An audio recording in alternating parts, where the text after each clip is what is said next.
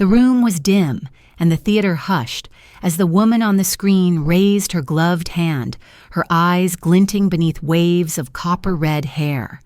Slowly, with languid precision, she peeled the satin glove from her fingers.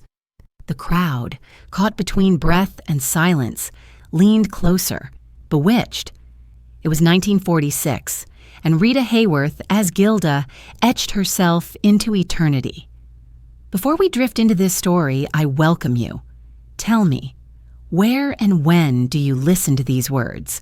Perhaps it is night, with rain touching your window, or morning light brushing your face. Share it in the comments so together we may weave a net of memory across the world. If you have not yet done so, I invite you to press the subscribe button to help this circle of remembrance continue to grow. And now, let us begin. The first echoes of Rita Hayworth's life were not yet wrapped in the glamour of cinema, nor the polished fantasy of Hollywood lights. They began in Brooklyn in the year 1918, when a little girl was born into a world of motion and rhythm. Her name then was Margarita Carmen Cancino, the child of two dancers whose blood carried both the solemn traditions of Spain and the lively pulse of Ireland. Her father, Eduardo Cancino, traced his heritage to the flamenco stages of Seville, while her mother, Volga Hayworth, brought the brightness of the American stage. To be their child was to be born into a world where silence itself seemed to demand music, and where the body was a vessel of expression before the tongue had even learned to speak. One might imagine the air of her childhood home thick with the sounds of castanets and violin strings, the scrape of dancing shoes against wooden floors, the faint aroma of polished leather mingling with cooking oil from the kitchen. Margarita, small and wide-eyed, did not grow in stillness but in constant rehearsals. Her father was not a gentle teacher. He was known to demand precision from his children, and she, though only a girl, was drawn into the rhythm of his strict expectations. What must it have been like to learn not only the steps of dance, but the meaning of obedience, of discipline, of being watched and corrected before childhood had truly begun? The lessons she absorbed in that narrow studio would ripple forward, shaping how she stood before cameras, how she yielded to directors, and how she carried within her both grace and a trace of sadness. There is a mystery in the lives of children who are trained for performance. They do not play in the streets, nor fall into the ordinary rhythms of laughter and boredom. Instead, they exist in a world where every gesture is rehearsed, where failure is met not with indulgence, but with the sharp reminder that their role is serious. For Margarita, childhood was less a garden of discovery and more a workshop of movement. She traveled with her father's troupe, performing dances for audiences who looked at her not as a child, but as part of the act. What did she feel standing in costume before strangers, her small frame echoing the proud movements of flamenco?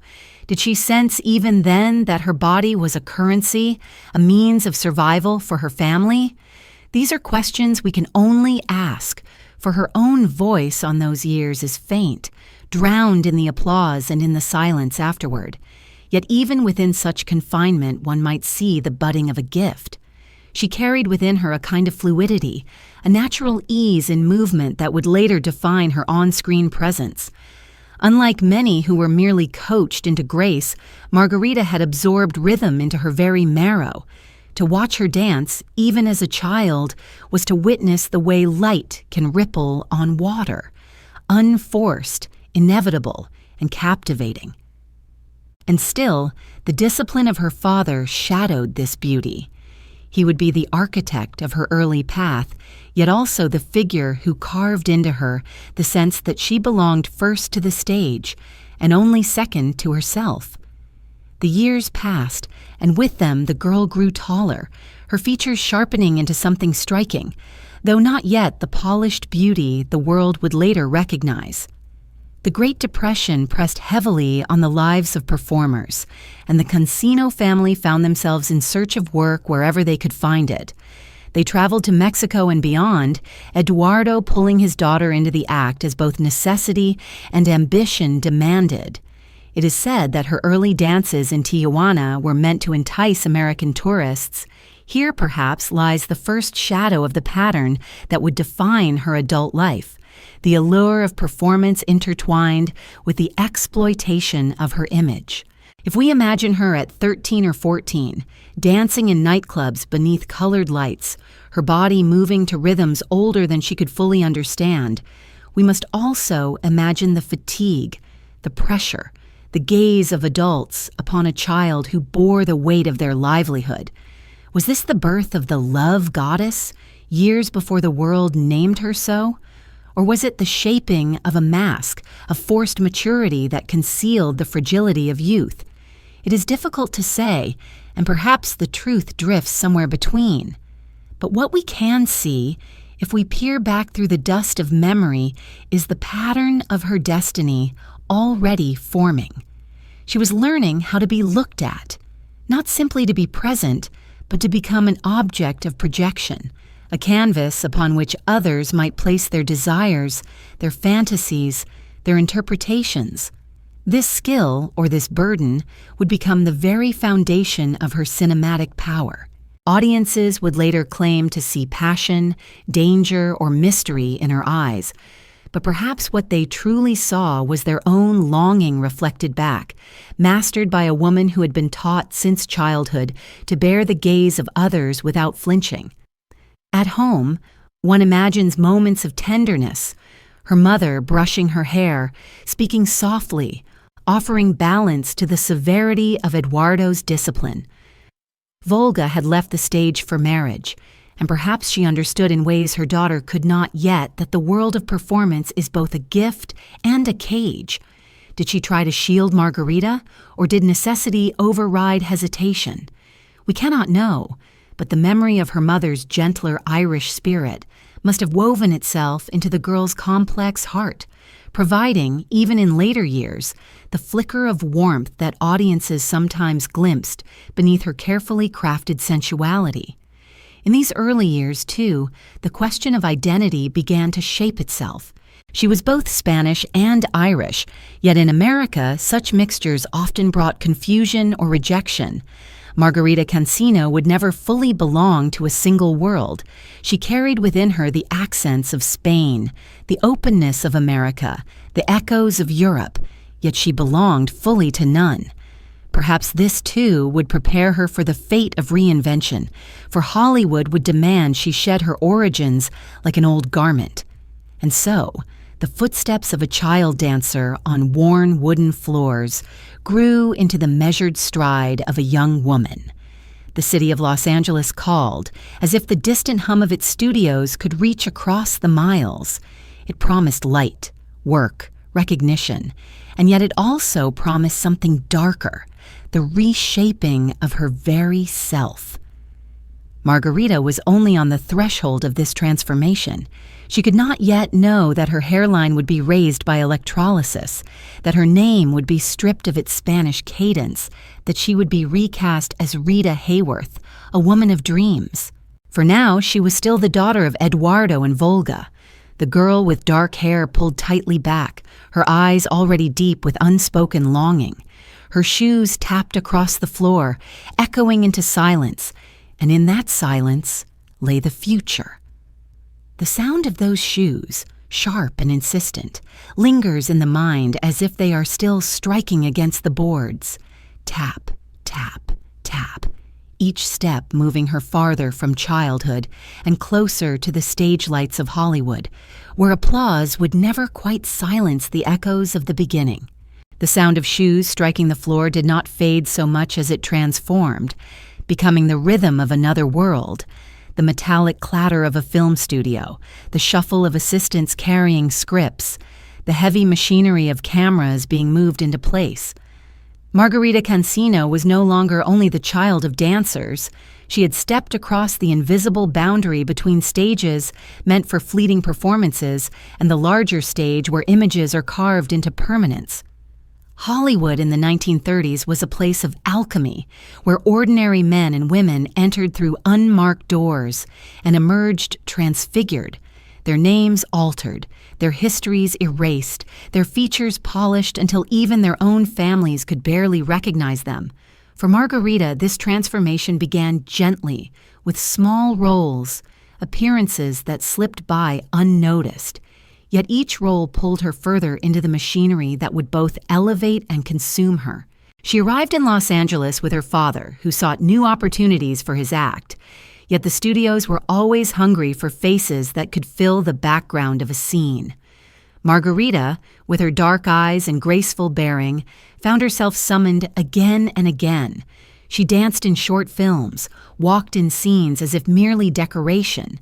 But even in such brief appearances, something caught the light. Yet that something was not enough, for the producers of Hollywood did not wish to see Margarita Cancino. They sought an image that fit the mold of their fantasies.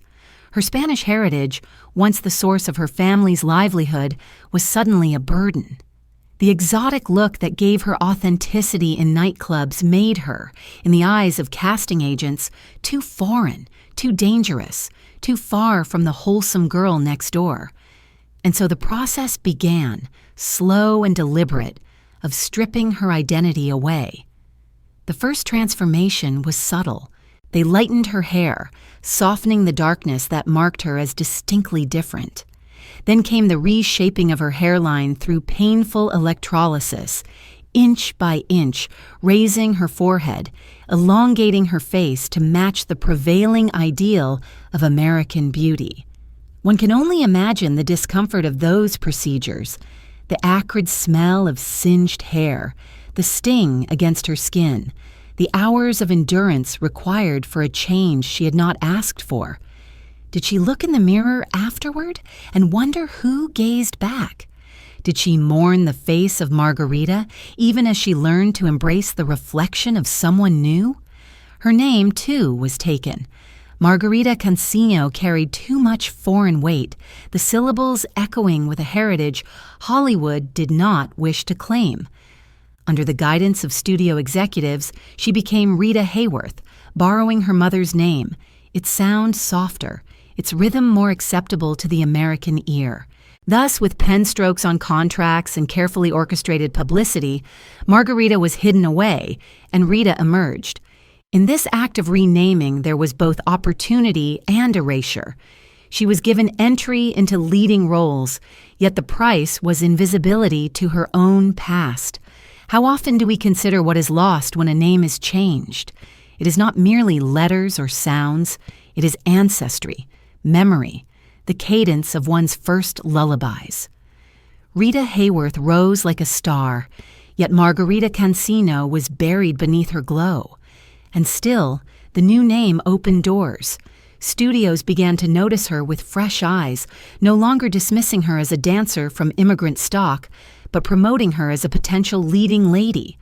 She was paired with actors of stature, given roles that shimmered with glamour. Yet the process was not only external. Rita herself learned to inhabit the new persona, adjusting her voice, her posture, her very presence, to align with the expectations of the screen.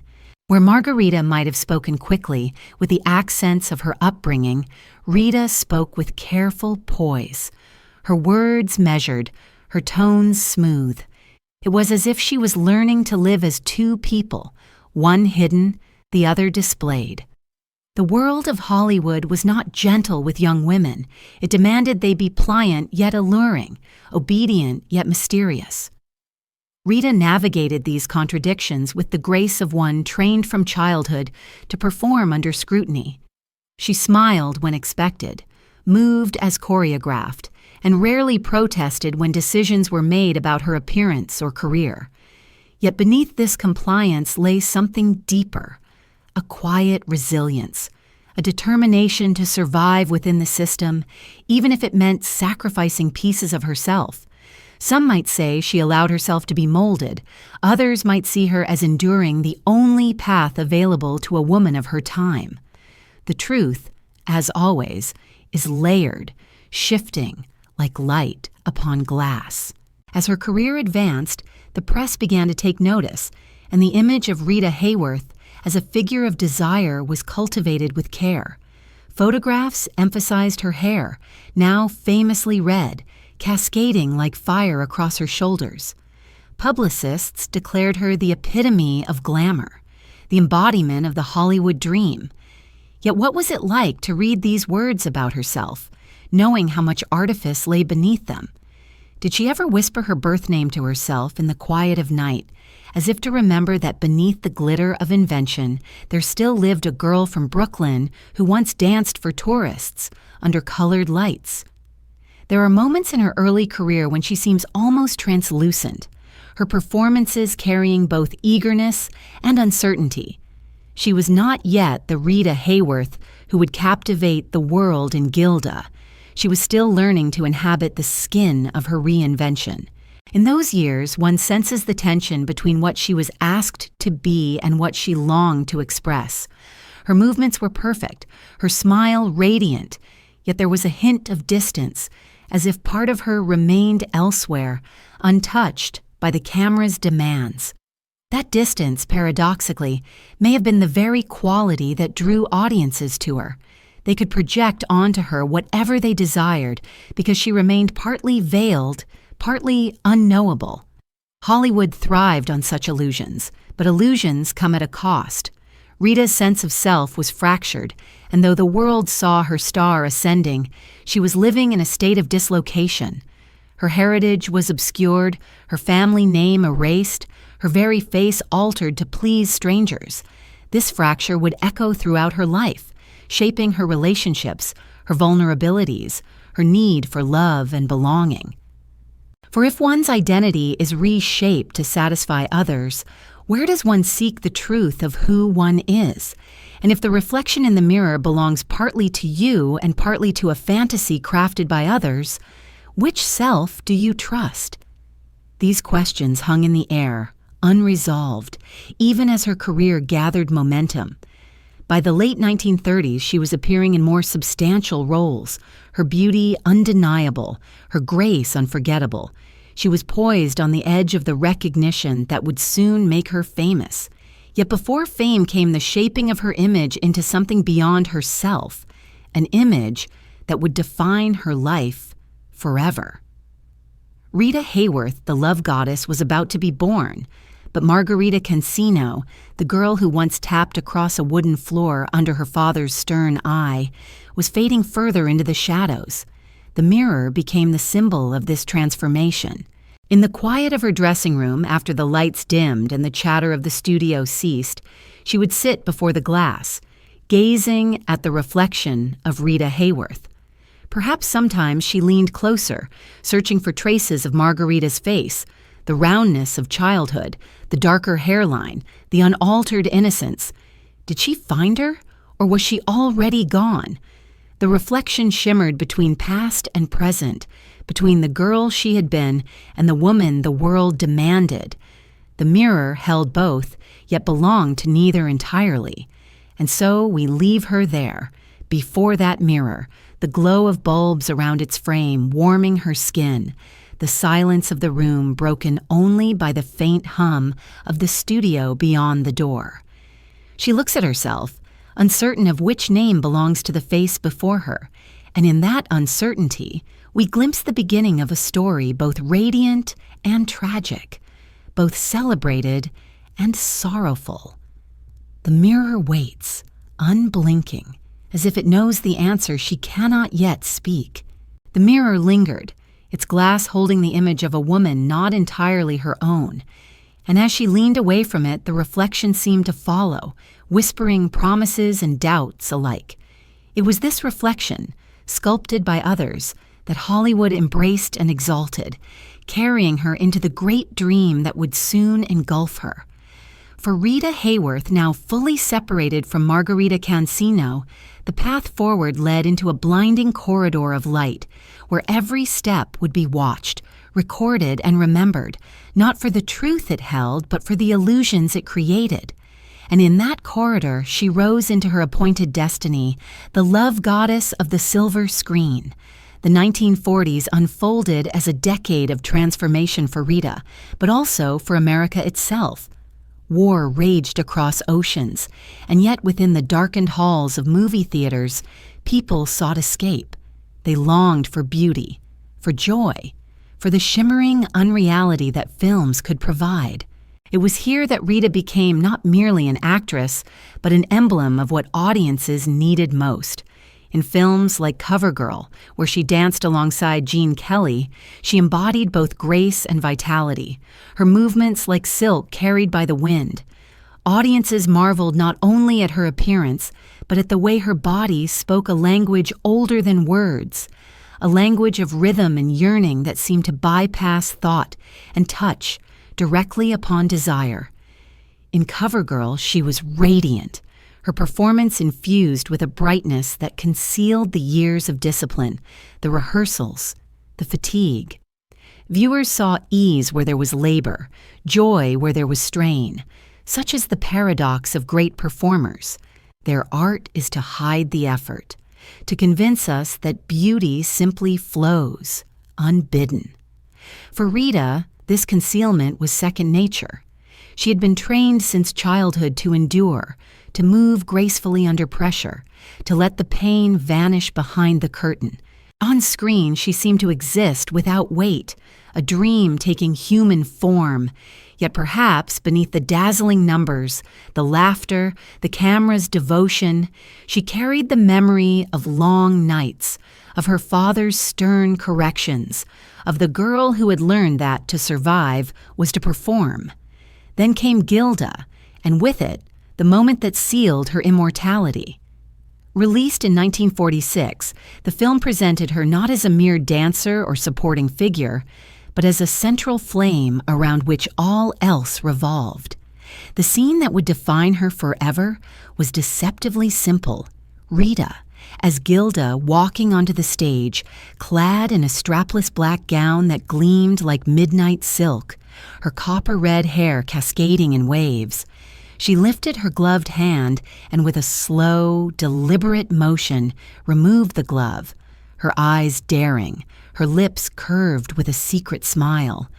There was no nudity, no overt display, yet the sensual charge was electric. Audiences across the world gasped, transfixed. In that gesture, Rita Hayworth became the embodiment of desire. But what was the meaning of that glove, that act? On the surface, it was seduction. Yet deeper, it carried something more ambiguous, something almost tragic. She had been trained since girlhood to reveal, to offer herself to the gaze of others. And now the camera demanded the same ritual. Her gesture was rehearsed, controlled, an illusion of intimacy for millions of strangers. And yet, within that act of unveiling, there was a trace of defiance, as though she were saying, "You may desire me, but you will never truly know me." The paradox of Rita Hayworth, the allure and the distance, the invitation and the refusal, was captured perfectly in that glove's descent. The film cemented her status as the love goddess, a title bestowed by the press, repeated endlessly until it became inseparable from her name. Men pinned her photographs in their barracks, whispered her name in the dark, carried her image into battlefields far from home. She was not merely an actress, but a symbol, a talisman of longing. And yet, behind the screen, Rita herself lived in the shadows of that title. To be the love goddess was to be dehumanized, reduced to a fantasy that others consumed without regard for the person who bore it. She once remarked, with weary honesty, "Men fell in love with Gilda, but they woke up with me." These words reveal the fracture between the myth and the woman, between the performance that audiences adored and the private life that no one cared to see. It is worth asking, what does it mean to be worshipped for an image that is not your own? What toll does it take to be desired not as a person, but as an ideal, untouchable, and unreal? Rita's life offers no easy answers, but in her silence, her quiet endurance, we glimpse the weight of such contradictions. She gave the world what it craved, yet in return, she bore the burden of loneliness, the sense that no one could truly reach her, that her true self remained hidden behind layers of glamour and expectation. The press was relentless. Every appearance was scrutinized, every gesture interpreted. Magazines printed her face again and again, selling her image as if it were a product. She was admired not only for her roles, but for her mere existence, her hair, her smile, her walk. Yet with each publication, the distance between Rita Hayworth, the human being, and Rita Hayworth, the icon, widened. The former grew more fragile, while the latter became untouchable, immortal. Perhaps she wondered, in those years, if anyone truly saw her at all, or if they only saw the reflection crafted in the mirror long ago. And still, she worked tirelessly, film after film, performance after performance. Her career soared, her name known in every corner of the globe. But success is never simple. With each triumph came deeper entanglement in the machinery of Hollywood, where studios controlled not only the roles she played, but often the very contours of her personal life. Rita was both elevated and imprisoned by her fame, adored yet alone. The applause of millions followed her, yet when the curtain fell, the silence must have been profound. We return, then, to the sound of applause. It fills the theater, thunderous and unyielding, a wave of admiration that seems to lift her higher and higher. Yet as the audience disperses, the sound diminishes until only an echo remains. In that echo lies the truth of her life, the contrast between public adoration and private solitude. The applause fades, leaving her in the quiet of her dressing room, her hands resting in her lap, her eyes once again drawn to the mirror, where the love goddess stares back, unblinking, unyielding. And the question lingers, unresolved. Who is she, truly?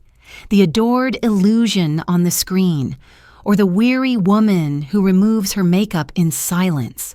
The applause turns to silence, and in that silence, we sense the weight of the years to come, years filled not only with triumph, but with shadows waiting just beyond the stage. The silence that followed the fading applause was not only the silence of an empty theater, but also the silence of her own heart, a hush that lingered after the roar of crowds had subsided. In that silence, Rita found herself drawn into the arms of a man who seemed, at first, to offer stability, direction, perhaps even the promise of love. His name was Edward Judson, a man older, shrewd, and with an instinct for business that outweighed any instinct for tenderness. For Rita, still young and vulnerable, uncertain of how to navigate the machinery of fame, Judson appeared as a guide. He spoke with conviction, managed her contracts, arranged her appearances. He promised to make her a star, and in many ways, he kept that promise. Yet the star he helped shape was not for her own fulfillment, but for his gain. Edward Judson was not an artist, nor was he a dreamer. He was a man of figures and deals, one who saw in Rita not a woman, but an investment. He became her husband in 1937, yet his vows were written not only in words of matrimony, but in clauses of contracts. He managed her finances, controlled her decisions, and, some say, took more from her than he ever gave. The glittering image of Rita Hayworth, the love goddess soon to emerge, was in part crafted under his watch, but behind that glitter lay the shadows of exploitation. For while the public adored her, she lived in a home where affection was scarce, and where her earnings served the ambitions of another. What did she feel in those years when she returned from set to the presence of a husband who measured her worth in dollars and in headlines? Was there ever warmth, or only the cold arithmetic of profit? To imagine her there is to sense the paradox of her life. On screen, she radiated sensuality, warmth, mystery. At home, she encountered calculation and control. The woman who made millions believe in love was herself deprived of it. Her days marked not by tenderness, but by the relentless demands of a man who saw her as property. And yet, perhaps out of loyalty, perhaps out of fear, perhaps out of the learned obedience from her childhood, she endured. Judson's influence extended into every corner of her career. He negotiated with Columbia Pictures, secured her roles, ensured her publicity. He promoted her as if she were a commodity to be sold, polished until no imperfection remained. In this, he was effective. Rita's fame grew under his management. But effectiveness does not equal love. The cost of this arrangement was her spirit, her autonomy, her ability to shape her own destiny.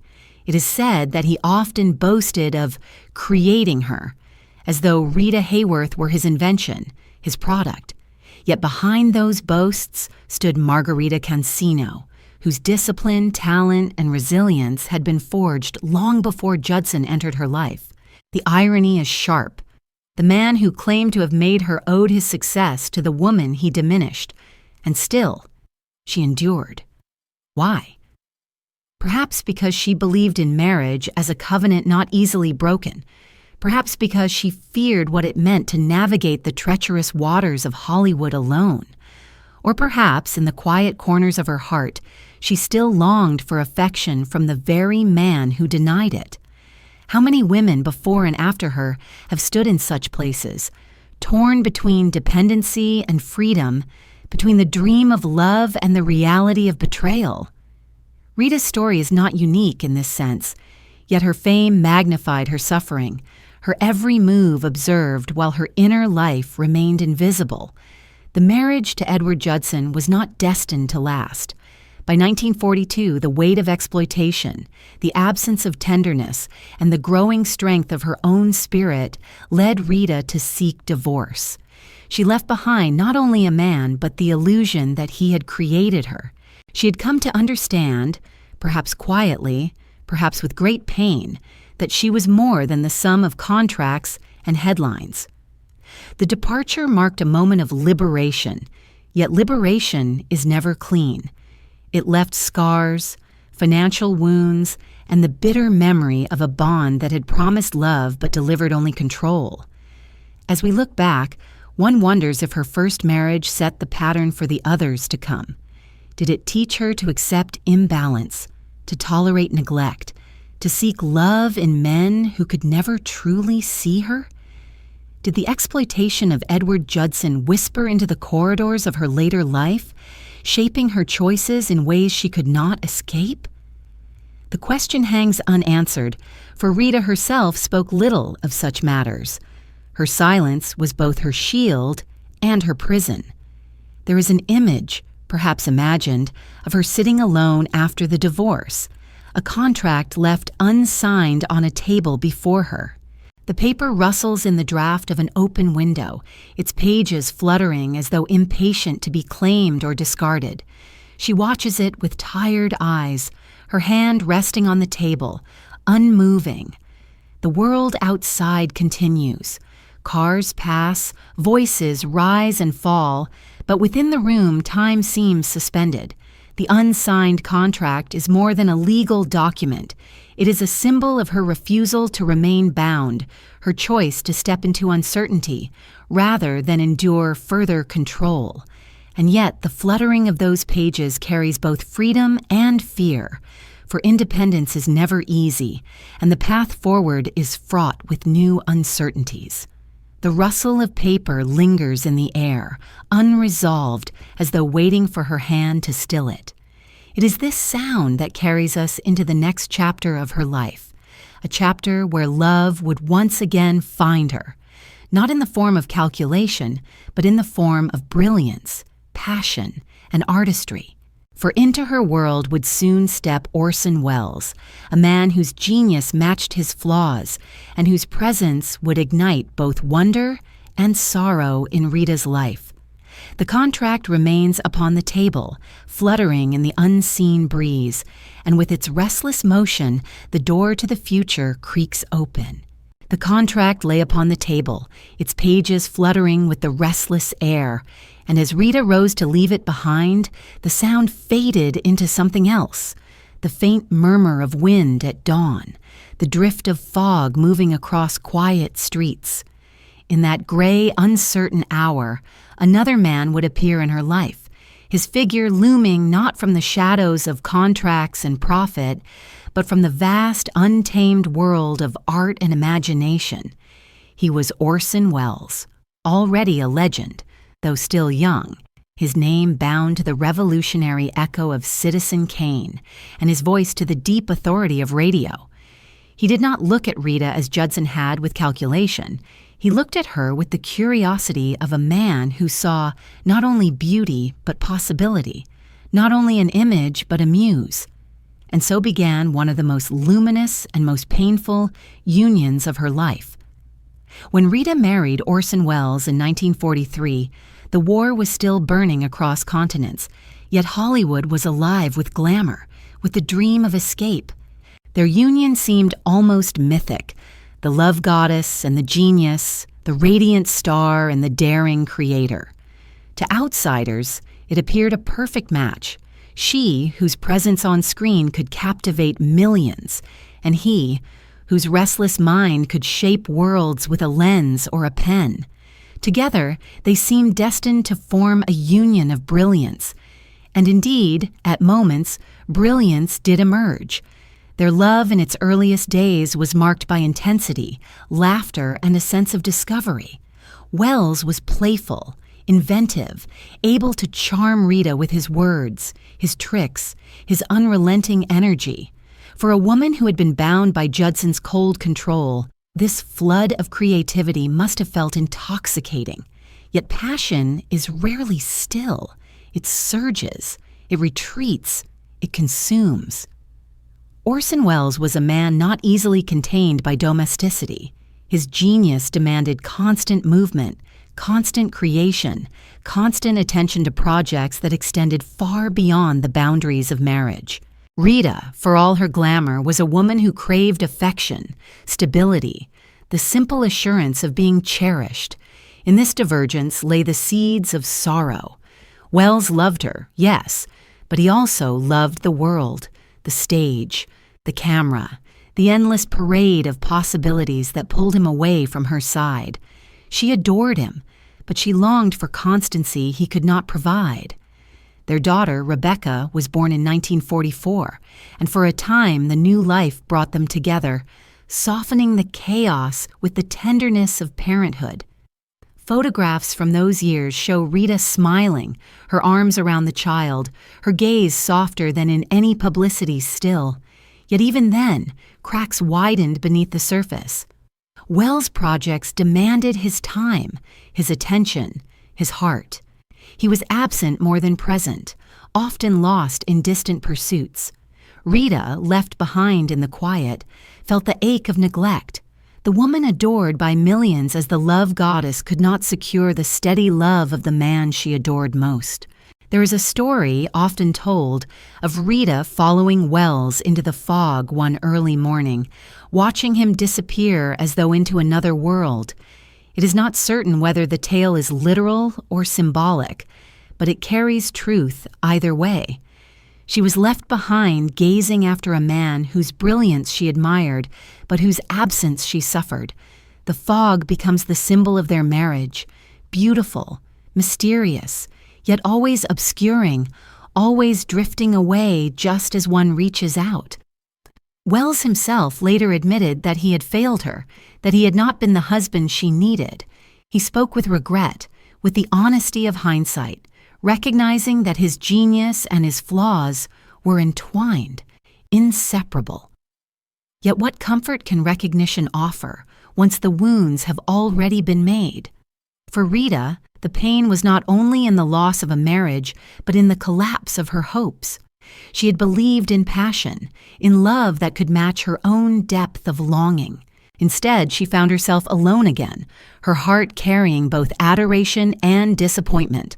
On screen during these years, her performances carried a new depth.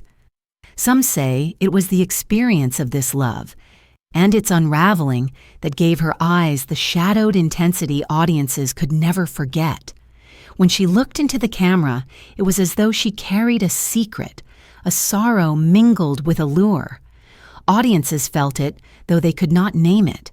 Perhaps it was the echo of mornings when she sat in silence, waiting for Wells to return, or nights when she lay awake, listening to the distant hum of his world, which never fully included her. The marriage ended in 1947, a few short years after it began, yet its imprint upon Rita's life was profound. Wells was unlike any man she had known, and though their union collapsed under the weight of neglect and ambition, she never spoke of him with bitterness. In interviews long after, she called him the great love of her life. That confession holds both beauty and tragedy, for it reveals how deeply she had cherished him, even as he slipped away. It also reveals the pattern of her life: to love deeply, to endure neglect, and to remain loyal in memory even when reality had betrayed her. What does it mean to love someone who cannot stay, who cannot give what you most need? Is love diminished by neglect, or does it become sharper, more painful when unmet? Rita's life seems to answer an ambiguity. She carried the ache of Wells' absence, yet she also carried the light of his presence, brief though it was. Both remained with her, inseparable, like two sides of the same coin. As we reflect on their marriage, we return to that image of fog at dawn. Wells walks into it, his figure dissolving into the gray, while Rita stands watching, her gown brushing the ground, her hair catching the pale light. She does not call after him, for she knows he will not turn back. Instead, she remains still, the silence around her heavy, the air damp with loss. The fog closes and he is gone, leaving only the faint sound of her breath, steady but subdued. It is in this silence, in this breath, that we step toward the next chapter of her story. For though her marriage to Orson Welles had given her passion and taken it away, Hollywood still claimed her, studios still shaped her, and the image of Rita Hayworth, the love goddess, remained more powerful than the woman herself. The fog lifts, revealing not freedom but another kind of prison, a prison made not of contracts or neglect, but of lights, scripts, and the relentless control of Columbia Pictures. As the dawn brightens, the fog disperses, and in its place stands the unyielding glare of studio lights, too bright, too merciless, burning shadows into the ground. The fog that once softened the outlines of Orson Welles' retreat dissolved with the coming of day, and in its place shone a brilliance far less forgiving, the unyielding glare of studio lights. They illuminated not possibility but captivity, for beneath their heat, Rita Hayworth was no longer merely an actress, nor even simply a woman. She was property, carefully curated, deliberately molded, and endlessly displayed. Columbia Pictures, under the iron hand of its head, Harry Cohn, held her fate. If the fog of her marriage to Welles symbolized mystery and absence, the studio lights symbolized a prison without walls, where every shadow was banished and every gesture scrutinized. Rita was adored, but she was not free. Cohn had recognized early what millions would later confess. Rita possessed a beauty that could eclipse all else on screen. Yet for him, beauty was not a gift to be cherished, but a resource to be mined. He promoted her relentlessly, cast her in roles that emphasized her allure, and resisted any attempt she made to step beyond the narrow boundaries he had drawn. To him, she was not an artist with desires or ambitions of her own. She was the love goddess, the figure he could sell again and again to a world eager for enchantment. And though she brought Columbia fame and fortune, she received in return only constraint. What must it have been like for her, entering the studio each day, greeted by the same questions, the same expectations, the same carefully tailored scripts? She longed for roles of substance, for characters that could stretch her abilities, But again and again she was asked to be the fantasy, mysterious, sultry, unattainable. Did she feel the weariness behind her smile as she rehearsed lines that told no truth of her own life? Did she resent the gowns chosen for her, the choreography of movements designed to heighten allure? Perhaps she carried in silence the frustration of an artist trapped within the skin of an idol. Harry Cohn himself was infamous, feared by many, respected by few. His reputation for cruelty, his sharp tongue, his relentless pursuit of profit made him both powerful and despised. For Rita, working under his authority was both a blessing and a curse. He ensured her visibility, yet he also ensured her subjugation. Stories abound of his controlling nature, his insistence that she remain within the image he had constructed. Even her personal life was not immune to his reach.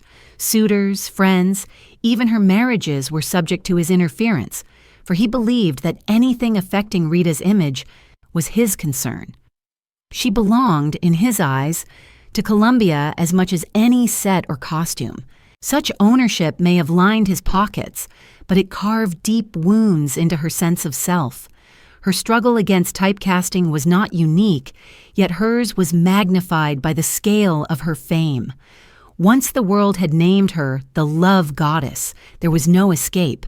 Directors sought her not for her depth, but for her beauty. Audiences expected seduction, not subtlety. Yet Rita possessed talents far beyond these limits. She was a dancer of extraordinary grace, capable of expressing whole worlds through movement. She was also, though less recognized, a performer of sensitivity, able to convey with a glance the ache of longing or the weight of sorrow. But such qualities were rarely asked of her. Instead, she was instructed to walk into the light, to smile, to embody allure as if it were her destiny. The prison was velvet-lined, but a prison it remained. And so, in film after film, Rita played variations of the same role, a figure draped in glamour, radiant yet distant. The costumes sparkled, the music swelled, the audiences applauded, yet within her eyes there lingered something unspoken, a weariness, a plea for recognition of the self behind the mask. Audiences sensed it, though they could not name it, and perhaps that is why they adored her all the more. The mystery of Rita Hayworth was not only in what she revealed, but in what she withheld. The sadness in her gaze, the restraint in her gestures, these were not always scripted. They were the marks of a woman performing her own captivity, and the world, unknowingly, loved her for it. The contradiction of her life deepened with each passing year. She was celebrated for her beauty, yet that very beauty denied her the chance to be more. She was worshipped as a goddess, yet treated as property. She was adored by millions, yet lonely in her own soul. Such contradictions carved themselves into her spirit, leaving scars invisible to the eye but heavy upon the heart. It is said that she once remarked with quiet bitterness that she was more respected by strangers than by those who knew her. In such words lies the essence of her tragedy, to be seen everywhere, and yet never truly seen. What did freedom mean to her in those years? Was it the hope of roles that never came, scripts that might have allowed her to explore depth beyond allure? Was it the dream of stepping away from Columbia, away from Harry Cohn's shadow, into a life where she belonged only to herself? Or was freedom simply the wish to walk unnoticed, to be Margarita again, unadorned, unbound, unobserved? These questions hover around her image, unanswered, like faint music drifting from a room whose door has been closed. The studio lights, for all their brilliance, cast shadows of their own. In their relentless glare, Rita learned to perform endlessly, to embody the love goddess until the persona itself seemed inseparable from her being. Yet, in the quiet, after filming ended, when the lights dimmed and the set emptied, she remained alone, her body heavy, her heart uncertain. The applause would come later, the headlines would shine, But in those solitary moments she must have felt the cost most keenly. The lights had burned too brightly, and in their brightness they left behind a darkness that clung to her soul. We leave her then, standing beneath those lights, her eyes half lowered, her lips curved in a practiced smile, her gown shimmering under the heat. The cameras roll, the crew watches, the director nods, satisfied. Yet within her stillness there lingers a trace of weariness, a shadow unbanished by light. The scene concludes, the director calls cut, and silence falls once more. The lights flicker, too hot, too merciless, leaving behind a long shadow on the empty floor, a shadow that seems to stretch endlessly, hinting at the weight she carried within. And it is within that shadow, stretching forward, that we step into the next chapter of her life. For while Hollywood demanded she play the goddess, audiences would soon discover that her power was not only in glamour, but in the way she moved, the way she danced, the way she embodied rhythm itself. The shadow trembles as if stirred by music, and from its edges arises the echo of a melody, faint but insistent, carrying us into the realm of movement, where Rita's true artistry lived and breathed. From the edge of the long shadow, a sound began to rise, a faint melody, hesitant at first, as though it came from another room where someone had left a gramophone turning in solitude. The music stirred the shadow, shaping it into movement, and with that movement Rita emerged once again, not as the goddess framed by studio lights, but as the dancer who had always lived beneath the layers of reinvention. For though Hollywood had sought to bind her within a single image, her body carried within it an inheritance older and deeper than contracts, cameras, or headlines.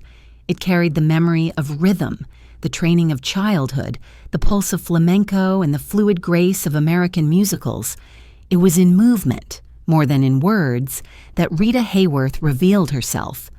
To watch her dance was to glimpse the harmony of discipline and instinct. She did not move with the rigid precision of a technician, nor with the careless abandon of the untrained.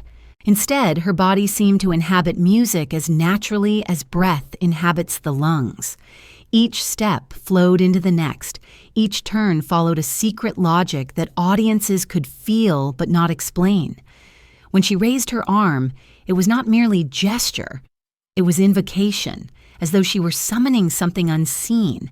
The camera adored her not only for her beauty, but for this quality of movement that seemed to bypass thought and go directly to the heart. Her performances with Fred Astaire and Gene Kelly revealed this gift most clearly.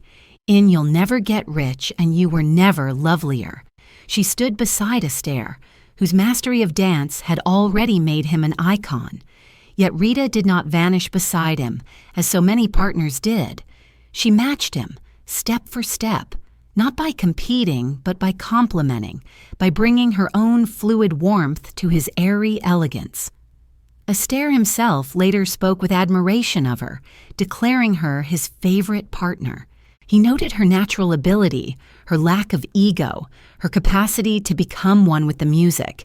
Such praise was rare from a man so exacting, and it reveals how extraordinary she truly was. For Rita, dance was not performance alone. It was language, a way of speaking when words could not suffice. And yet, even in this, the paradox of her life remained. While audiences delighted in her dancing, studios often saw it only as another tool of seduction. Her numbers were choreographed, not only to display artistry, but to heighten allure. Costumes were designed to emphasize her figure, camera angles chosen to magnify her presence. The artistry she offered was filtered through the lens of desire, reduced to fantasy even as it transcended it. She may have danced with sincerity, with genuine joy, yet the world received it as spectacle, as glamour. Once again, the self was consumed by the image. Still, one cannot watch her performances without sensing something deeper. In the tilt of her head, in the sudden softness of a step, in the brief flash of her eyes toward her partner, there is a whisper of Rita herself. Not the goddess, not the invention of Cone or the press, but the woman who had once tapped across wooden floors at her father's command. There is memory in her movements, memory of discipline, of childhood rehearsals, of nights when dancing was not a path to fame, but a way to survive. Perhaps this is why her dancing remains so powerful.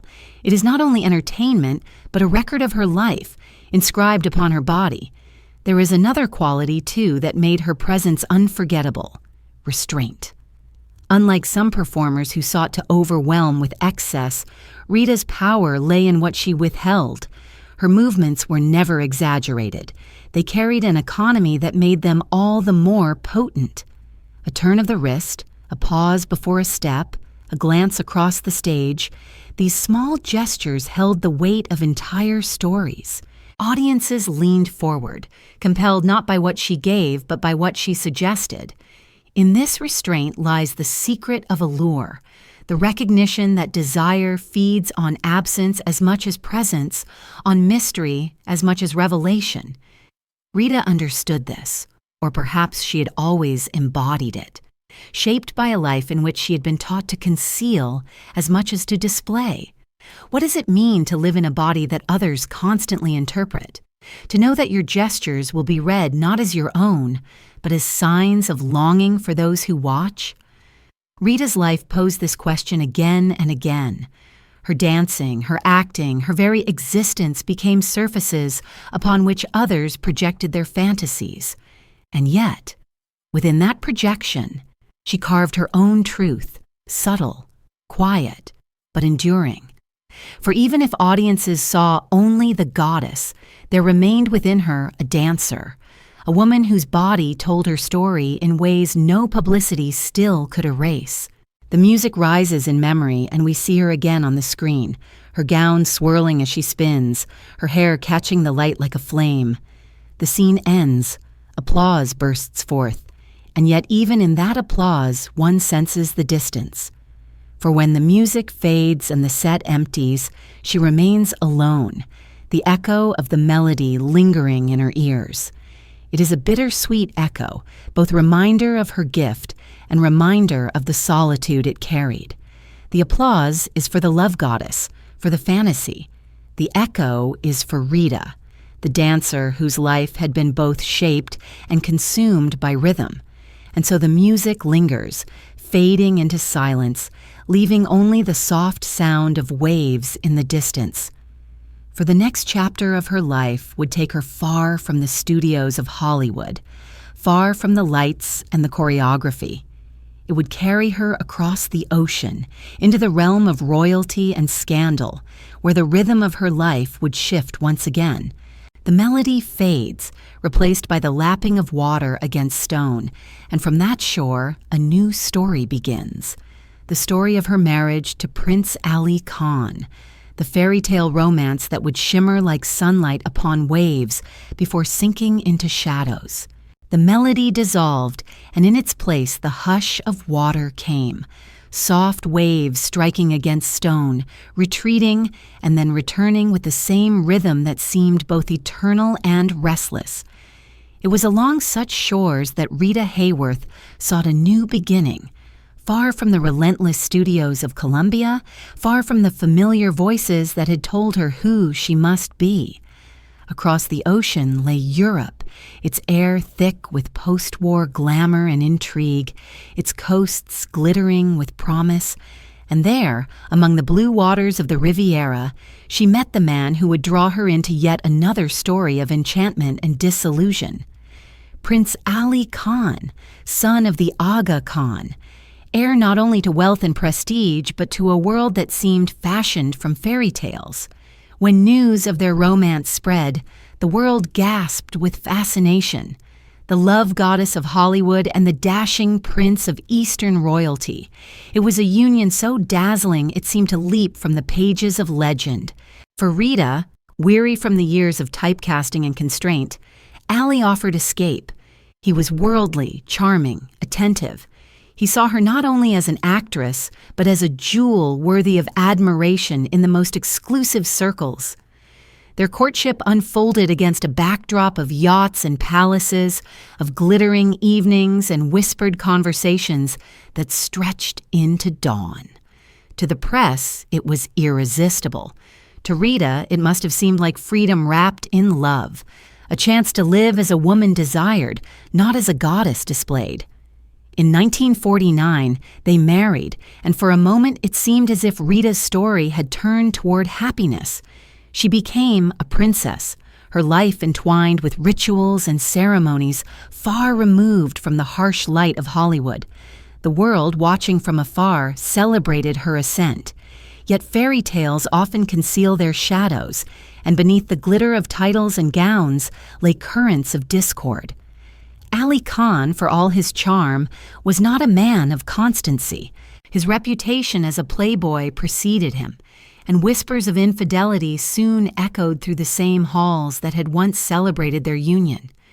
Rita, whose heart longed for stability, for love unbroken by betrayal, found herself again in a place of disappointment, though wrapped now in the silks of privilege. Their daughter, Princess Yasmin, was born in 1949, and for Rita, this was a moment of true joy. She poured her love into the child, holding her close as though to shield her from the turbulence around them. The warmth of motherhood brought her solace, as it always would, and in those moments she seemed to find what neither Hollywood nor marriage could fully give, a sense of purpose, of unconditional connection. Yet even motherhood could not mend the fissures in her marriage. The scandals of society, the pressures of expectation, the betrayals whispered and real, these eroded the dream until it crumbled. By 1953, the marriage had dissolved, leaving Rita once again a figure of public fascination and private sorrow. The tragedy of this chapter lies not only in its brevity, but in the way it mirrored her earlier disappointments. Once again, she had given her heart fully, and once again it had been met with neglect, with betrayal. The pattern repeated itself like waves striking shore. Love, enchantment, disappointment, retreat. One wonders if she recognized the cycle as it unfolded, or if hope blinded her until the end. Perhaps, like so many who long deeply, she believed each time that this love would endure, that this man would stay, that this dream would hold. And perhaps the pain was sharper each time it failed. Yet to reduce the marriage to sorrow alone would be unjust. There were moments of brightness, of laughter, of connection. There were nights on the Riviera when Rita and Ali moved together beneath the stars, the sound of water echoing nearby, their hands entwined as though nothing could part them. There were days when their daughter's laughter filled the air, when the world seemed softened by love. These moments, though fleeting, carried their own truth, their own beauty. Rita, ever generous in love, cherished them, even when they gave way to loss. For her life was not only tragedy, but also the courage to love again and again, even knowing the risks. The press, of course, feasted on the story. Photographs of Rita in elegant gowns, her hair gleaming in Mediterranean light, appeared in magazines across the world. She was framed as both princess and goddess, a figure of unreachable allure. Yet behind the photographs, she was a woman navigating loneliness, disappointment, and the relentless gaze of a public that adored her image but ignored her heart. The dissonance between appearance and reality deepened, and the shadows within her seemed to grow. Hollywood had once confined her within roles. Europe, in its way, confined her within myth. And so, when the marriage ended, she returned to America not as the triumphant princess, but as a woman scarred once more by love's betrayal. Yet she did not collapse into silence. Instead, she sought to reclaim her career, to step again into the world she had once sought to escape. The sea remained behind her, its waves lapping indifferently against the Riviera shore, carrying with them memories of nights and days that could not be recovered. She walked away, her daughter in her arms, her heart heavy but unbroken. For Rita was many things, an icon, a goddess, a dancer, a mother, but above all, she was resilient. Each disappointment cut her, yes, but each time she rose again, stepping forward into the uncertain future. The waves linger still in memory, their rhythm unchanging, endless. They become the sound that carries us into the next part of her story, a return not to innocence, but to persistence. For though she had been humbled by scandal and heartbreak, Rita would once again face the cameras, the sets, the applause. She would return to Hollywood not as the girl who had first been reshaped by studios, nor as the princess of fairy tales, but as a woman seasoned by loss, determined still to find meaning, to find a place where she belonged. The water recedes, leaving the shore quiet, and in that quiet we glimpse the outline of a film set, empty for now, a chair marked with her name waiting in the shadows. The waves withdrew, leaving behind the soft hush of the Riviera shore, and in their absence another sound emerged, the muted stillness of an empty film set, its painted backdrops waiting, its cables coiled, its lights darkened. In the corner sat a chair bearing her name, the letters stenciled in white, simple and direct, yet loaded with expectation. It was here, after her time as a princess had dissolved into memory, that Rita Hayworth returned. She stepped once more into the world she had tried to leave behind, the world of scripts and cameras, of lines recited and movements choreographed. But this return was different. No longer was she the ingenue reshaped by executives, nor the newly anointed love goddess. She came back carrying the weight of years, the scars of failed marriages, the experience of motherhood, and the bittersweet knowledge that glamour could not protect the heart. Hollywood, too, had changed. The war was over and the industry had shifted, chasing new styles, new faces, new ambitions. Yet Rita still carried a glow, a resonance that audiences had not forgotten. When she appeared on screen, even after her years abroad, there remained a quality in her presence that drew the eye, a mixture of radiance and vulnerability that no passage of time could erase. She was cast in films such as Affair in Trinidad and later Separate Tables, works that revealed not only her beauty, but also her ability to embody quiet sorrow, to let the weariness of life seep into her performances. Audiences sensed something authentic in her now, as though the love goddess had softened into a woman whose struggles mirrored their own. The image had not vanished, but it had deepened. Yet returning was not easy. The studios still sought to exploit the familiar allure, still imagined her as the goddess draped in gowns and lit by fire. She complied, for the machine allowed little else, but beneath the compliance was a determination to endure, to claim what roles she could, to continue the work even when the parts no longer matched her soul. What sustained her in these years?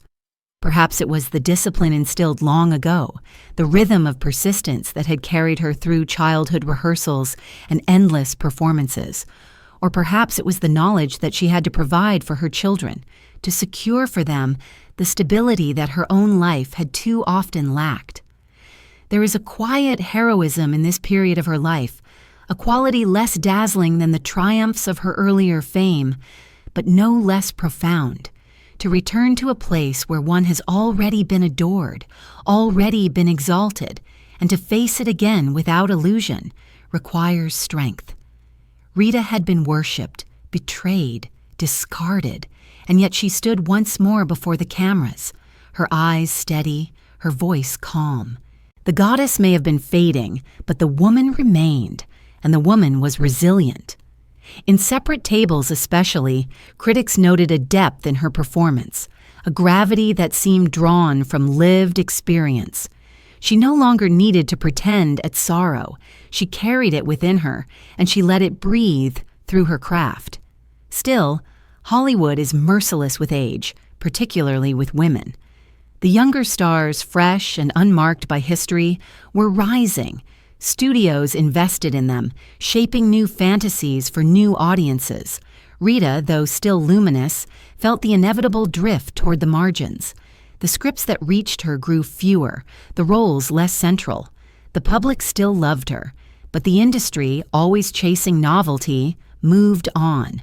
What must it have been like, sitting once again in the chair marked with her name, knowing that each day of work might be among the last, that the applause would diminish, that the lights would soon shine more brightly on others? Did she mourn, or did she accept it with the calm of one who had long known the fickleness of fortune?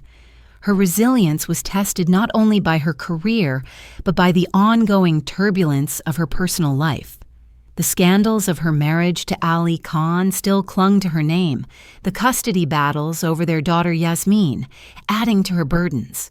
The press, ever eager to feast on her difficulties, reported each struggle, magnifying her pain for public consumption. She carried on nonetheless, her face serene, her voice measured, even when the stories cut deep. One cannot help but admire the quiet courage of such persistence, the refusal to surrender to despair even when surrounded by loss and scrutiny. And so, her return to Hollywood was neither triumphant nor disastrous. It was something quieter, steadier, more human. It was the story of a woman who, though no longer at the center of the storm, continued to move with dignity through its winds. The goddess image had been tarnished by time and sorrow, but in its place there appeared something perhaps more enduring. The image of resilience, of survival, of grace under duress. Rita Hayworth may have lost the throne of fantasy, but she gained, in those years, the subtle authority of lived truth. The set remains in memory, the empty backdrops, the faint smell of paint and dust, the quiet hum of cables waiting for current. The chair with her name still stands in the corner, a reminder of both belonging and exclusion. She sits in it now, her hands folded, her eyes distant. Around her, the crew readies the lights, adjusts the cameras, prepares for another take. She waits, composed, aware of the roles she must play, aware also of the distance between those roles and her own heart. The director calls her name, the lights flare once more, and she rises, moving into position with the grace that has never left her. The scene begins, the lines are spoken, and once again the world forgets its troubles in the presence of Rita Hayworth. But when the take is finished, when the lights dim and the crew disperses, the chair remains empty, the name upon it, silent in the shadows. It is this emptiness, this unresolved quiet that carries us forward.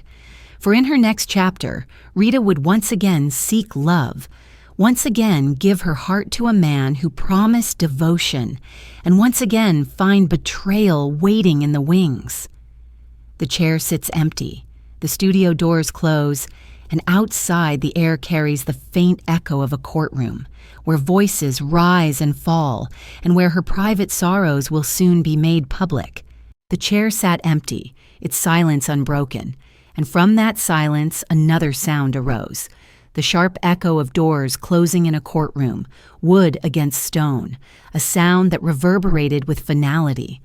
It was within such chambers that Rita Hayworth would again find herself, not as an actress upon a stage, but as a woman entangled in the conflicts of her own private life, conflicts that the world insisted on making public. The man at the center of this chapter was singer Dick Haymes, a figure whose voice had once charmed audiences, whose name carried its own measure of fame, and who promised Rita companionship after so many betrayals. Yet promises are fragile, and this union, like those before it, carried within it the seeds of disappointment and sorrow. When Rita married Haymes in 1953, she may have hoped for stability, for the warmth of a partner who could stand beside her without the shadows of genius, ambition, or royalty overshadowing their bond. Haymes, like her, had known success and decline. Perhaps she believed that in their shared experiences they might find understanding, that in their mutual scars they might build something steady. He was handsome, attentive in the beginning, eager to protect her. She, ever hopeful, opened her heart once again, believing that love, though elusive, might finally rest with her. But the reality proved harsher. Hames was beset with financial troubles, debts that weighed heavily upon him and that soon reached into her life. Creditors pursued him, lawsuits surrounded him, and Rita's own fortune, hard-earned through years of labor and sacrifice, became entangled in his struggles. The press seized upon these difficulties, portraying her not as the goddess adored, but as a woman enmeshed in scandal, a figure of pity, rather than fantasy. For Rita, who had already endured so many public intrusions, this new exposure must have felt like salt upon unhealed wounds. She was no longer only an actress judged for her roles, but a wife judged for her husband's failings. Worse still, beyond the financial ruin lay personal betrayal. Hames was accused of cruelty, of neglect, of using Rita for his own advancement.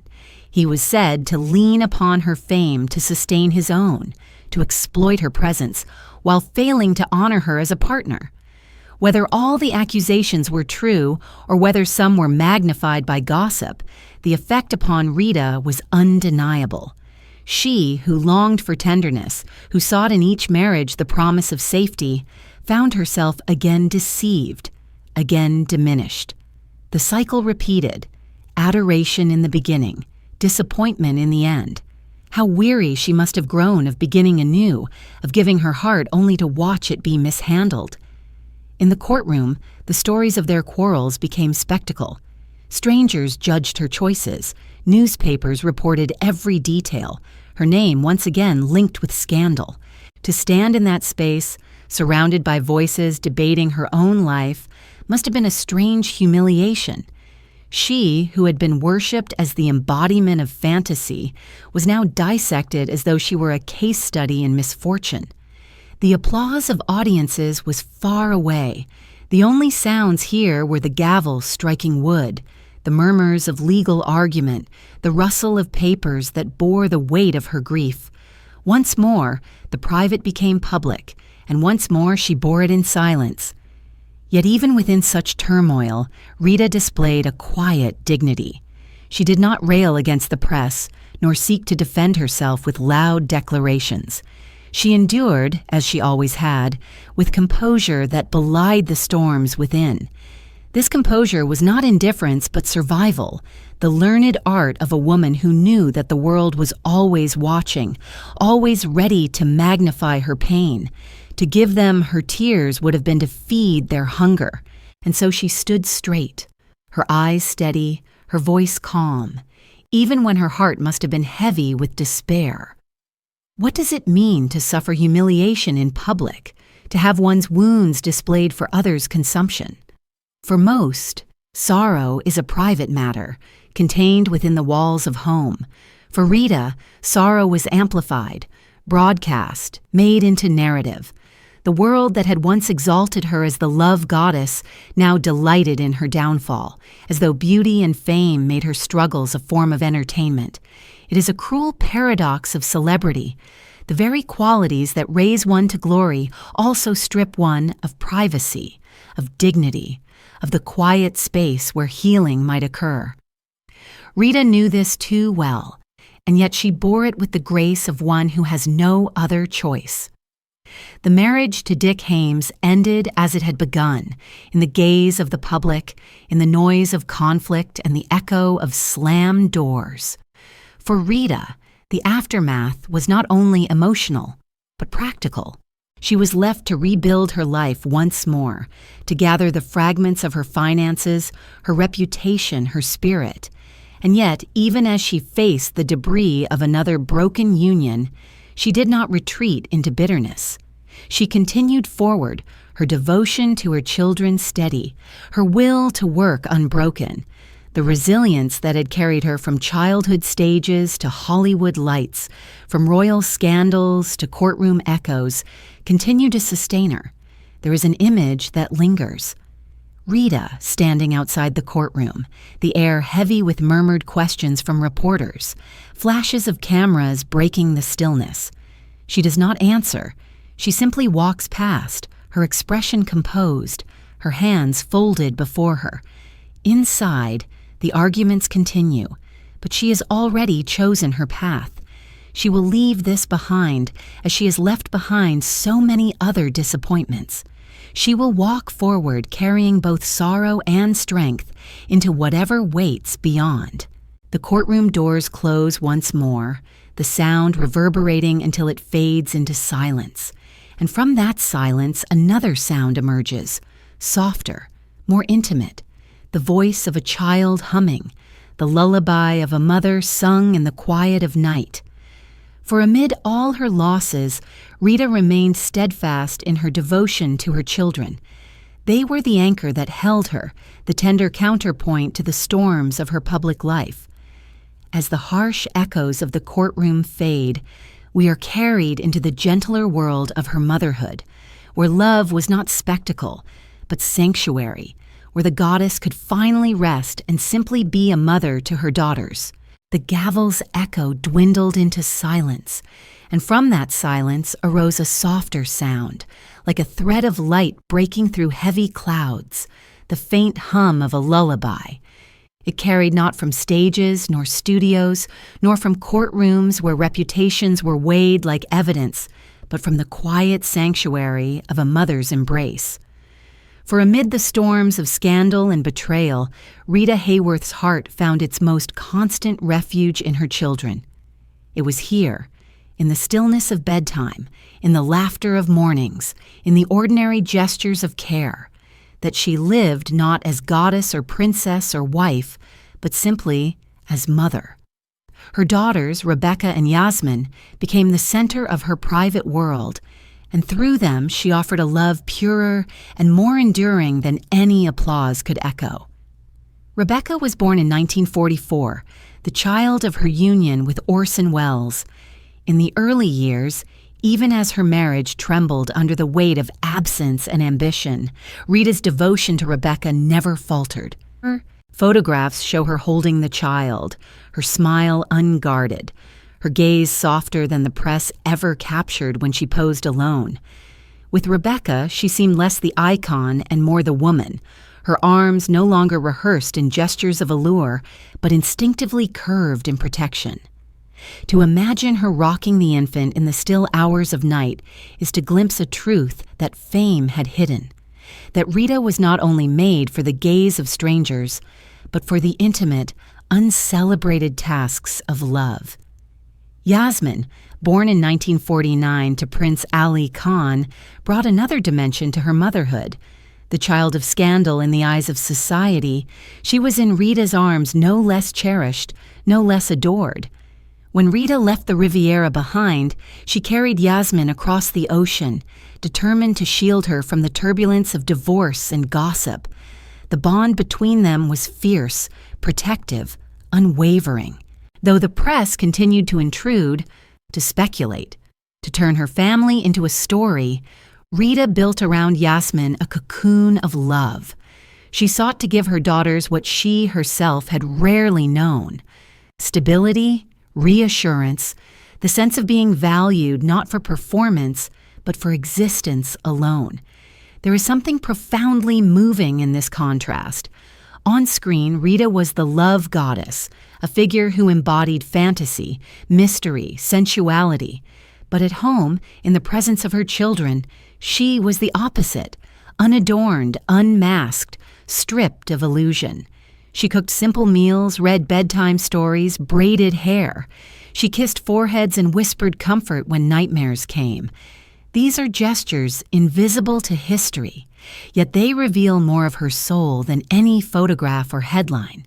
For in them we see not the star, but the woman, tender, weary, resilient, and profoundly human. Her daughters, too, became her strength. In moments when her career faltered, when the scripts grew fewer and the roles smaller, she could turn to them and find purpose. They gave her reason to endure when betrayals threatened to undo her, when scandals weighed upon her spirit. To be mother was to be free, if only for a moment, from the gaze of the world. It was in the small rituals of daily life, packing lunches, walking hand in hand, listening to their voices, that Rita found a kind of redemption. What the world took from her in dignity, she reclaimed in the quiet joy of nurturing life. Yet motherhood was not without its struggles. Custody disputes with Ali Khan over Yasmin brought her once again into the public eye, forcing her private devotion into legal battle. The courts debated where Yasmin should live, whether with her father amid wealth and privilege or with her mother amid the chaos of Hollywood. The process was painful, humiliating, another intrusion of strangers into her most sacred bonds. But Rita, though weary, fought with determination. She would not relinquish her child. In this, she revealed a strength fiercer than any performance, a refusal to let her daughters be consumed by the same machinery that had consumed her. And though the battles were long and bitter, her love endured, unshaken. There is an image that lingers, perhaps truer than any scene captured by cameras. Rita sits in a dimly lit room, her daughters beside her. One leans against her shoulder, the other rests her head in her lap. She hums softly, her voice low, carrying a melody not meant for audiences, but for the small circle of her children. Outside, the world clamors with gossip, with lawsuits, with headlines. Inside, there is only the quiet of a mother's love. Her eyes close for a moment, weary yet at peace, her hand gently stroking Yasmin's hair. In this scene lies the essence of Rita Hayworth, not the goddess, not the star, but the woman whose love persisted even when all else failed. And yet the world does not allow even such sanctuaries to remain untouched. The press continued to intrude, snapping photographs of her with her daughters, interpreting every gesture as a story. Strangers speculated on her fitness as a mother, as though the role could be measured by headlines. Rita bore it in silence, as she always had, but the intrusion left its mark. Still, her devotion never wavered.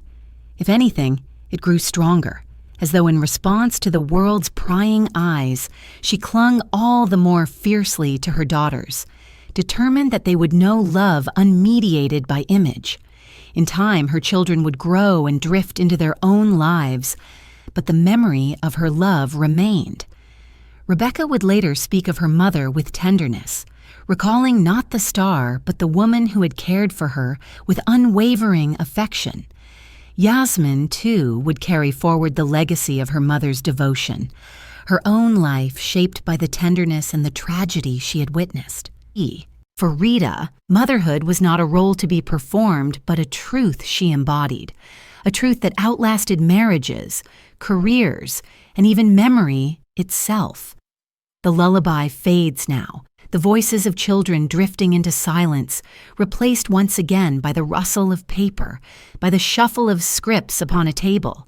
For even as Rita found refuge in motherhood, she could not escape the demands of work, nor the search for companionship that continued to shape her life. Love, elusive yet irresistible, called her once again, and she answered, though her heart bore already so many scars. The room grows quiet, the children asleep, and outside the door lies another chapter, a new marriage, a new hope, and as before, a new disappointment waiting to unfold. The lullaby diminished into silence, and in its place rose the faint shuffle of papers, the rustle of scripts being turned over in weary hands. The door that had closed gently upon her children's sleep opened again onto the world of work, of studios, of promises and disappointments. Rita Hayworth, though weary, was not finished with love, nor with the search for companionship that had always haunted her. Into her life stepped James Hill, a man whose presence carried the promise of stability, perhaps even redemption. He was a producer, experienced in the world that had so long consumed her, and for a time it seemed that in him she might find both partnership and understanding. Yet what begins with hope does not always end in harmony, and this marriage, her last, would prove no gentler than the ones before it. They married in 1958 when Rita was entering a period of reflection, her fame still radiant but touched by the shadows of time. Hollywood was moving on, favoring new stars, new ideals, yet Rita remained a figure of grace. Hill admired her beauty, her strength, and perhaps he imagined that his knowledge of the industry would allow him to stand with her, not against her. In the early days, there was warmth between them, laughter shared in quiet corners, conversations that suggested a meeting of minds as well as hearts. She had been through so much already, scandals, betrayals, humiliations, and perhaps she wished above all for peace. Hill seemed to offer it, at least at first. But peace for Rita was never simple. The world watched her always, measuring her marriages as if they were chapters in a book it owned. The press speculated, the studios whispered, and even within their private life, the weight of expectation pressed heavily. Hill, too, was not immune to the corrosive forces that had undone her other unions. He was ambitious, proud, and at times harsh. His work as a producer brought him into close proximity with her career, blurring the lines between professional and personal, between collaboration and control. For Rita, who had long struggled against being treated as a commodity, this entanglement was dangerous. There were quarrels, some whispered about in Hollywood circles, others captured in anecdotes that outlived the marriage. It was said that Hill could be cutting with his words, that arguments between them sometimes spilled onto film sets. The dream of companionship turned quickly into another pattern of conflict, another cycle of raised voices and wounded silences. Rita, who sought tenderness, found herself again confronted with sharpness, with the sting of criticism, with the ache of unmet need. What must it have felt like to realize, once more, that the man she had chosen could not provide the safety her heart longed for? Did she blame herself, or did she resign herself to the mystery that love, for her, always carried both promise and pain? Their marriage lasted only a few years, ending in 1961, but its echoes lingered. Rita spoke little publicly of the details, maintaining the silence that had always been her shield. Yet those who observed could see the toll it took, the weariness in her eyes, the sense of disappointment that seemed to deepen with each passing year. Hill himself later admitted his failings, confessing that his own temperament had been too harsh, that he had not given her the gentleness she deserved. Such recognition, though honest, could not undo the hurt. For Rita, the pattern had repeated again: hope, devotion, betrayal, and solitude. And yet, even within the turbulence, there were moments of brightness. Photographs from their marriage show Rita smiling beside Hill, her hair gleaming, her posture graceful. There were dinners, parties, nights when the tension lifted and laughter filled the air. These moments, though overshadowed by conflict, carried their own truth. Rita was not only a woman of sorrow, she was also a woman who could love deeply, who could find joy even in fragile places. That she continued to open her heart, even after so many disappointments, speaks to her resilience, her refusal to surrender to cynicism. She loved not because love had been kind to her, but because love remained the one dream she could never relinquish. Her work during these years reflected the turbulence of her private life. On set, she delivered performances with professionalism, her presence still captivating, her movement still graceful. But beneath the surface, colleagues sometimes sensed the strain. Arguments with Hill could spill into the atmosphere of filming, tension tightening the air. Scripts, once symbols of possibility, became reminders of discord, their pages rustling not only with lines to be spoken, but with the weight of conflict. To imagine her sitting with a script in her lap, the words blurring before her eyes as echoes of an argument lingered in her ears, is to glimpse the quiet tragedy of this chapter. Still, she endured, as she always had. Rita Hayworth's life was not defined by surrender, but by persistence. Each time love betrayed her, she rose again, carrying forward, seeking new meaning, new purpose. The end of her marriage to James Hill marked the close of a long cycle of hope and disappointment, but it also marked the beginning of a new phase, one in which her career would wane, her roles diminish, and yet her humanity shine through all the more.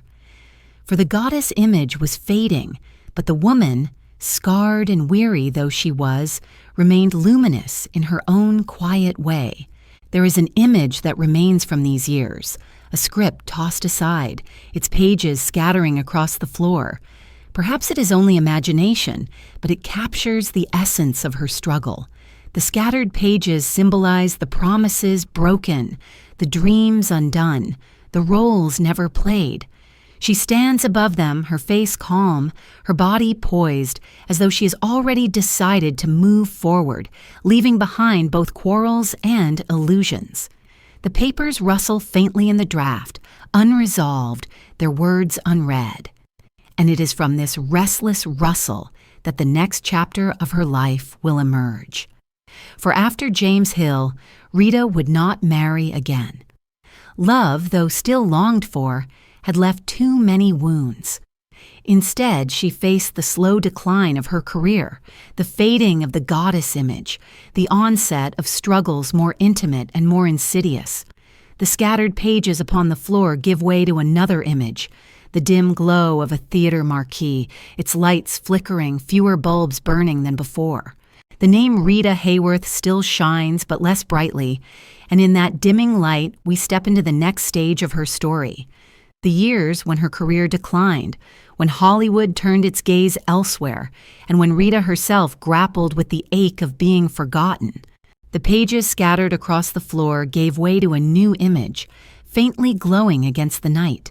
The marquee of a theater, its bulbs flickering, some extinguished, some still burning.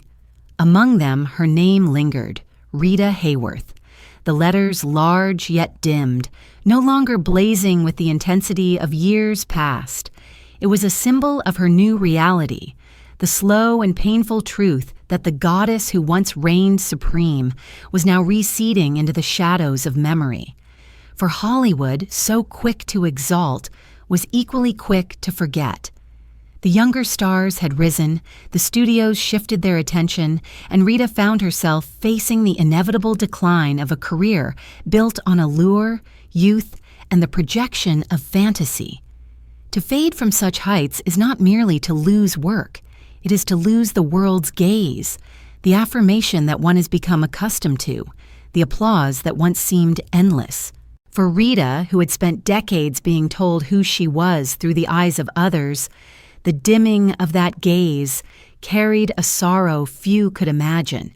She was still beautiful, still graceful, still capable of commanding a scene, yet the industry sought novelty, fresh faces, new idols. She belonged to another era, and Hollywood, ruthless in its pursuit of the present, no longer had room for her. Her roles grew fewer, her scripts less compelling. Where once she had embodied the central flame of films, she now found herself cast in smaller parts, supporting characters, roles that lacked the resonance she had once carried so effortlessly. Even these came sporadically, until at last the calls ceased altogether. The woman who had been named the Love Goddess, whose image adorned barracks and bedrooms across the globe, was quietly set aside as though she were an artifact of a bygone time. One cannot help but wonder what it must have been like for her, to read the newspapers that now heralded new stars, to pass by posters that no longer bore her face, to walk through a city that had once bent its light toward her and now looked elsewhere. And yet she did not vanish completely. Her legacy remained in the films that continued to play in theaters, on televisions, in the memories of those who had adored her. The glove drop in Gilda, the dances with Astaire, the smile that lingered longer than the camera held it, all these remained etched in cultural memory. But memory is not presence, and Rita herself lived in the ache of absence. For a woman who had been defined so completely by her visibility, to be unseen was a form of death. It was not the applause that she longed for, but the recognition, the simple affirmation of existence beyond fantasy. In these years, loneliness deepened. Her marriages were behind her, her children still young but growing into their own lives, her career a fading echo. She lived more quietly, withdrawing from the glamour that had once defined her. Reports from those who saw her speak of a gentleness, a quietness, a sense of distance, as though she were already half removed from the world. She was not bitter. She bore her decline with the same composure she had borne her triumphs and her humiliations. Yet there was sorrow in her eyes, the sorrow of one who had given everything to an industry, to an image, and who now stood outside of it, watching as it moved on without her. Hollywood has always been merciless with its goddesses. It crowns them swiftly, adores them fervently, and discards them without hesitation once time leaves its trace. Rita's fate was not unique, yet her suffering was all the more poignant because her image had been so thoroughly bound to desire. Desire is fleeting, and once gone, it leaves emptiness in its wake. She had not been allowed to cultivate a career built on complexity or depth. She had been cast again and again as the fantasy, the seductress, the unattainable dream. And so when time inevitably dimmed her allure, there was little else the studios would grant her. The tragedy was not only her fading, but the narrowness of the roles she had been permitted to play. Still, there was dignity in her endurance. She did not fight desperately for attention, nor did she attempt to cling to the image that was slipping away. She allowed herself to step back, to live quietly, to accept the truth with grace. In this acceptance lies a form of strength, the strength of a woman who has endured much and who knows that life cannot be wrestled into submission. She had loved and lost, been exalted and betrayed, and now, as the lights dimmed, she chose not to rage but to endure. There is an image that captures this time, a theater marquee in the evening, her name still visible but surrounded by newer titles, newer faces. A single bulb flickers above the letter H, stubbornly refusing to go out even as others around it have darkened. It glows faintly, insistently, a reminder that though the world may forget, something of her remains, unyielding. She passes beneath it, her coat pulled around her shoulders, her pace steady, her expression unreadable. She does not pause to look up. Perhaps she already knows. The world may move on, but within her, the light still flickers, however faintly. And it is this flickering light that carries us into the next chapter of her life, a chapter not marked by applause or headlines, but by struggle of a different kind. For even as Hollywood turned away, Rita faced battles within herself, struggles that no studio, no audience, no applause could resolve. The dimming of the marquee becomes the dimming of memory itself, the slow unraveling of the mind, the confusion that would come to define her final years. The bulb glows faintly, trembling, as though it cannot decide whether to endure or to fade, and in its trembling we step into the long corridor of her decline, where footsteps echo without direction and memory begins to slip away. The marquee's bulb flickered uncertainly, trembling as if caught between endurance and extinction, and in that wavering light another kind of trembling began, subtler, hidden, yet far more devastating. For Rita Hayworth, the fading of Hollywood's gaze was not the only dimming she would endure. Within her, memory itself began to waver, the sharpness of thought softening at the edges, the clarity of recognition slipping into mist. At first, it was easy to attribute her struggles to other causes. She was weary, yes. She had endured failed marriages, scandal, the burden of being both goddess and woman. She had turned at times to drink, as so many in her world had, and whispers of alcoholism began to follow her. But beneath those whispers lay a deeper truth, a truth not yet named. the slow, silent advance of a disease that would steal from her the most precious of possessions, her own mind. The early signs appeared almost as shadows at the edges of her life. She forgot lines on set, stumbled over dialogue that once came easily. Colleagues grew frustrated, directors impatient. "She is unreliable," some muttered. "She has lost her discipline." The narrative of decline, already convenient in a world that discarded its aging goddesses, clung to her with cruel certainty. Few considered that something else might be at work, something unseen. For Hollywood was a place where surfaces explained everything. If an actress faltered, it was weakness, indulgence, vice. Rarely did anyone look beneath. Rita bore the judgment in silence, unable to explain, perhaps not even understanding herself what was happening within. The confusion deepened. At home, she misplaced objects, forgot appointments, grew anxious in unfamiliar places. She would ask questions, then ask them again minutes later. The answers already vanished into mist. Her loved ones, not yet aware of the illness unfolding, grew puzzled, sometimes exasperated. Some attributed her behavior to drink, to the long years of disappointment that had finally broken her.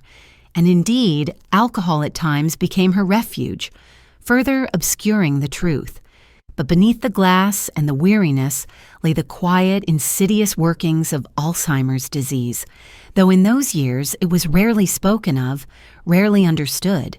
What must it have been like for her to feel her mind slipping away piece by piece? Did she know, in fleeting moments of clarity, that something was being stolen from her? Or did the fog come so gently that it masked its own arrival? Perhaps there were evenings when she sat alone, trying to recall a face, a name, a place, only to find her thoughts dissolving into fragments. The woman who had once embodied allure, who had captivated the world with a glance, now struggled to hold on to the simplest memories. The tragedy was not only in the forgetting, but in the isolation it brought. For how can one explain to others that the self is vanishing? Her decline was gradual, uneven, a dance of light and shadow.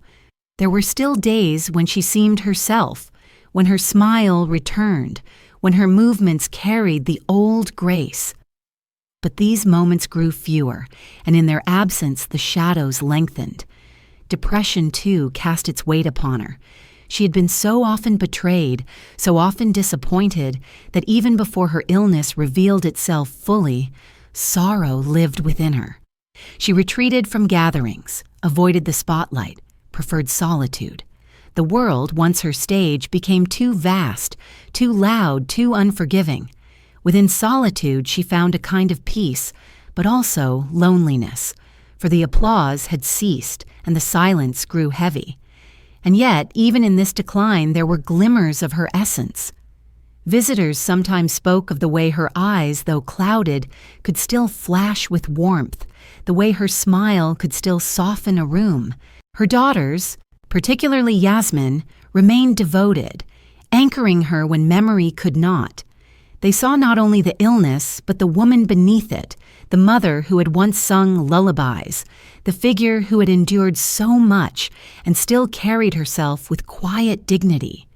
Through their devotion, she found companionship, though she may not always have recognized it fully.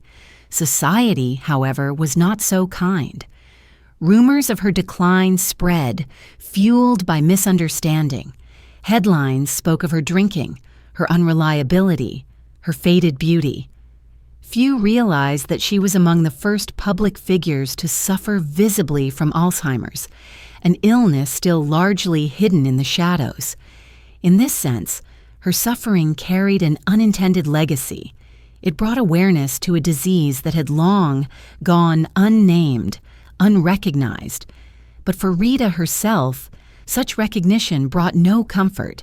She was not a symbol. She was a woman losing her grip on the world she had once commanded. There is an image, haunting in its simplicity. Rita, walking slowly through her home, pausing at a doorway as though uncertain why she had entered. The room is familiar, yet strange. She places her hand on the doorframe, her eyes searching, her lips parted as if to speak. But the words do not come, the memory eludes her, and she stands suspended in silence. Outside, the city continues, cars passing, voices rising and falling. Inside, time itself seems broken, fractured into moments that do not connect. She turns at last, retreating, her footsteps echoing without direction. This image captures the essence of her battle, a battle not of fame or scandal, but of identity itself. For Alzheimer's does not simply steal memory, it erodes the self, the continuity of life, the sense of being whole. Rita, who had already endured the fragmentation of being remade by Hollywood, of being fractured between goddess and woman, now endured the most profound fragmentation of all. The dissolution of her own mind. It is a sorrow too deep for words, and yet in contemplating it, we glimpse the fragility that unites all human lives, whether goddess or unknown, adored or forgotten. The footsteps echo still, uncertain, fading into silence. And from that silence arises the sound of a door closing, gently, almost imperceptibly. Behind it lies the public world she once commanded. Before it lies retreat, a gradual withdrawal from films, from parties, from recognition. The door does not slam, it simply closes, soft and final, leaving her in the hush of a life no longer illuminated by light, but sheltered in shadow. And it is through this closing door that we pass into the next chapter of her story, a chapter marked not by applause or scandal, but by absence, by the slow retreat of a woman once luminous into the quiet of her own decline. The door closed softly, not with finality, but with the gentleness of something fading. And beyond it stretched a silence more profound than any applause or any scandal had ever been.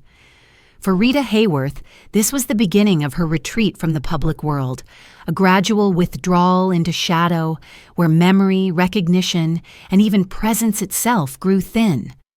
The woman who had once been the very embodiment of allure, whose face had filled screens across the world, now moved quietly through the margins of life, seen by fewer and fewer, heard by almost none. To the world, her absence was first a curiosity, then a rumor, and finally an inevitability. But within the hush of her private rooms, that absence was a daily reality, an existence reduced not by choice, but by the unrelenting erosion of mind and spirit. The decline was not sudden. It came as a slow unraveling, threads pulled one by one until the tapestry could no longer hold its shape. In the early years of her withdrawal, there were still moments when she appeared in public, when she attended events or was glimpsed by reporters. But her behavior, often misunderstood, carried the signs of her illness. She seemed distracted, uncertain, forgetful. Those who did not know assumed she was aloof or perhaps intoxicated, for the rumors of alcohol clung to her still. In truth, she was struggling against the tide of confusion, fighting to hold on to a world that slipped further from her each day. As time passed, she retreated more fully. The invitations grew fewer, the photographs scarcer. Friends who had once surrounded her at parties now drifted away, uncertain how to approach her, how to reconcile the goddess they remembered with the quiet, diminished figure before them. Fame is rarely gentle in its absence. It leaves behind not only silence, but isolation. Rita, who had once been surrounded by millions in their admiration, now found herself surrounded by very few. The silence of her home grew heavy, broken only by the voices of her daughters, the footsteps of caregivers, the occasional murmur of visitors. The world moved on, chasing new idols, new scandals, new stories. She remained behind, her story already drifting toward elegy. And yet, within this retreat, there was a kind of strange, fragile peace. No longer burdened by the demands of studios, no longer required to play the goddess for cameras, she was freed in some sense from the performance that had consumed her life. Though illness had taken her memory, perhaps it also spared her the ache of constant comparison, the cruelty of seeing her name replaced on marquees, her image overshadowed by younger stars. She no longer needed to resist the gaze of others, for the gaze had turned away. In the quiet of her home, she could exist simply as herself, even if that self was fragile, fractured, incomplete. There is a paradox in such decline. In losing so much, one may also lose the burden of expectation.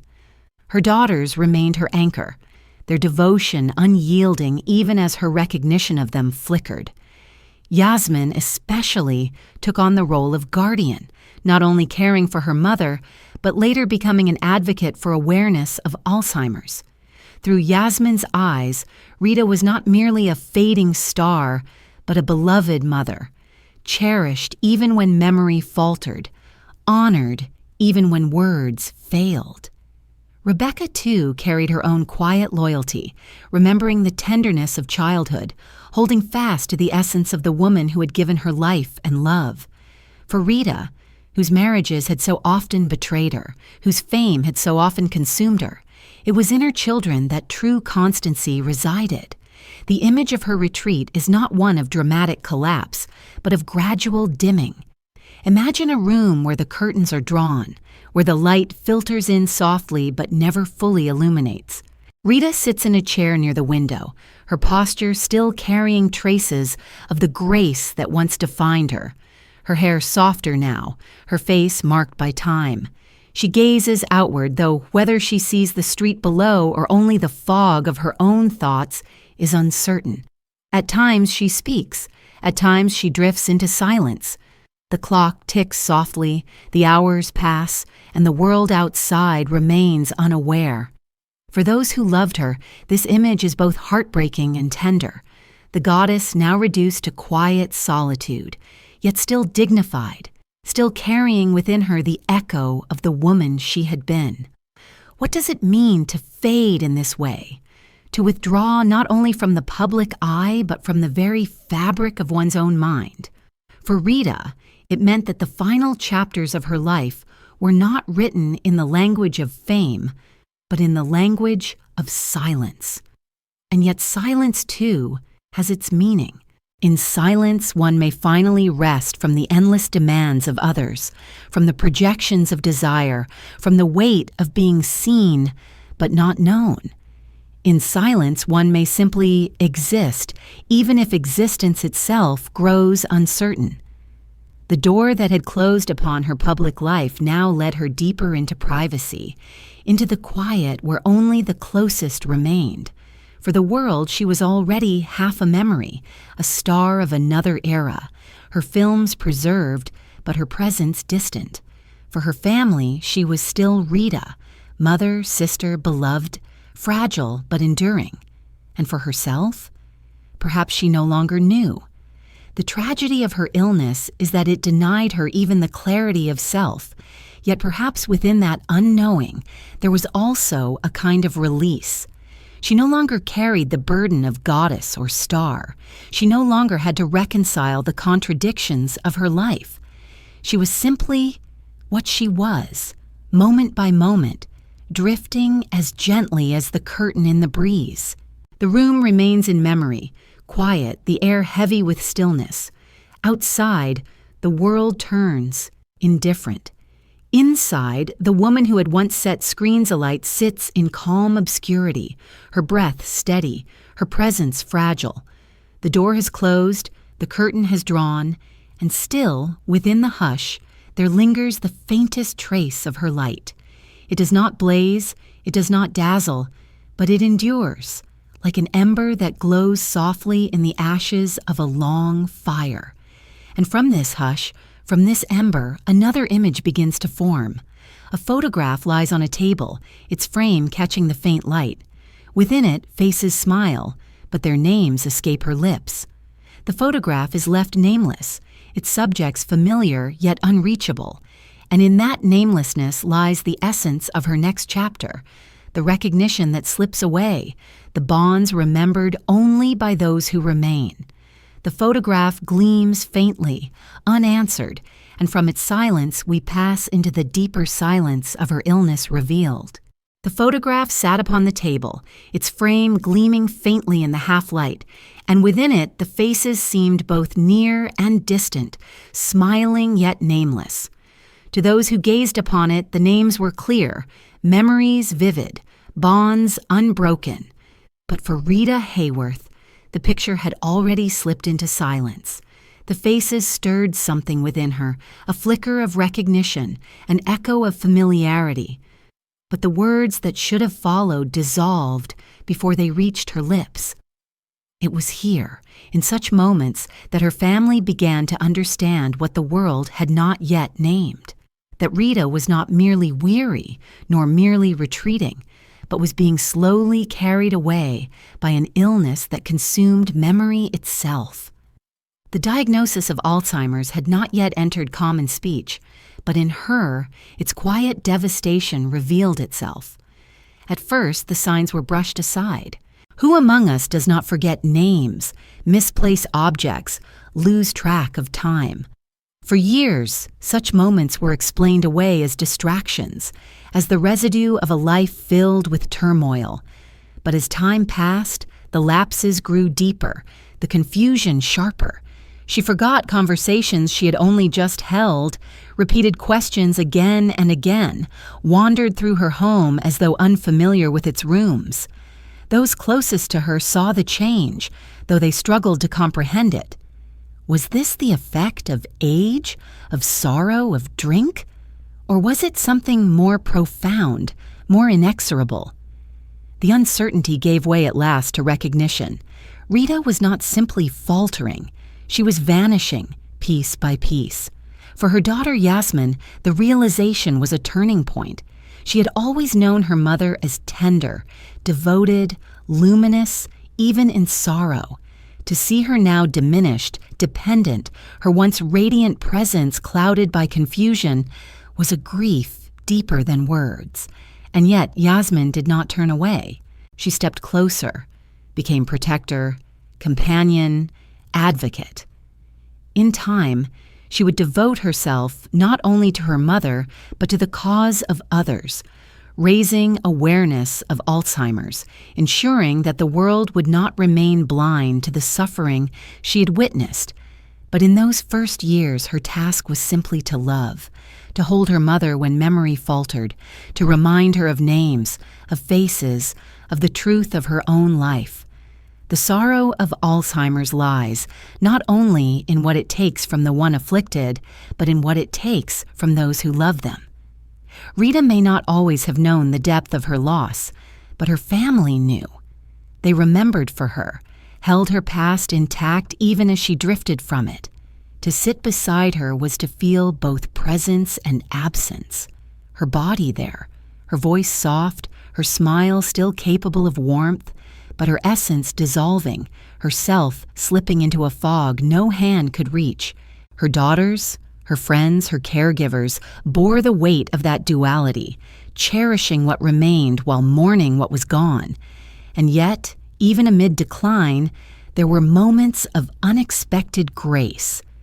Visitors would speak of sudden flashes of clarity, moments when Rita's eyes would brighten, when her lips would form a smile that seemed to recall the old goddess, the dancer, the mother. Perhaps a song stirred her, or a familiar scent, or the touch of a hand.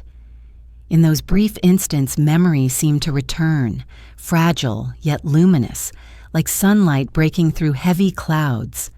Those who loved her clung to such moments, treasuring them as evidence that the woman they adored was still there, hidden but not entirely gone.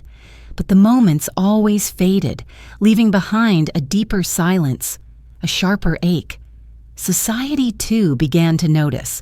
By the late 1970s and into the 1980s, her condition could no longer be concealed. The press, at first cruel in its speculation, began to report the truth.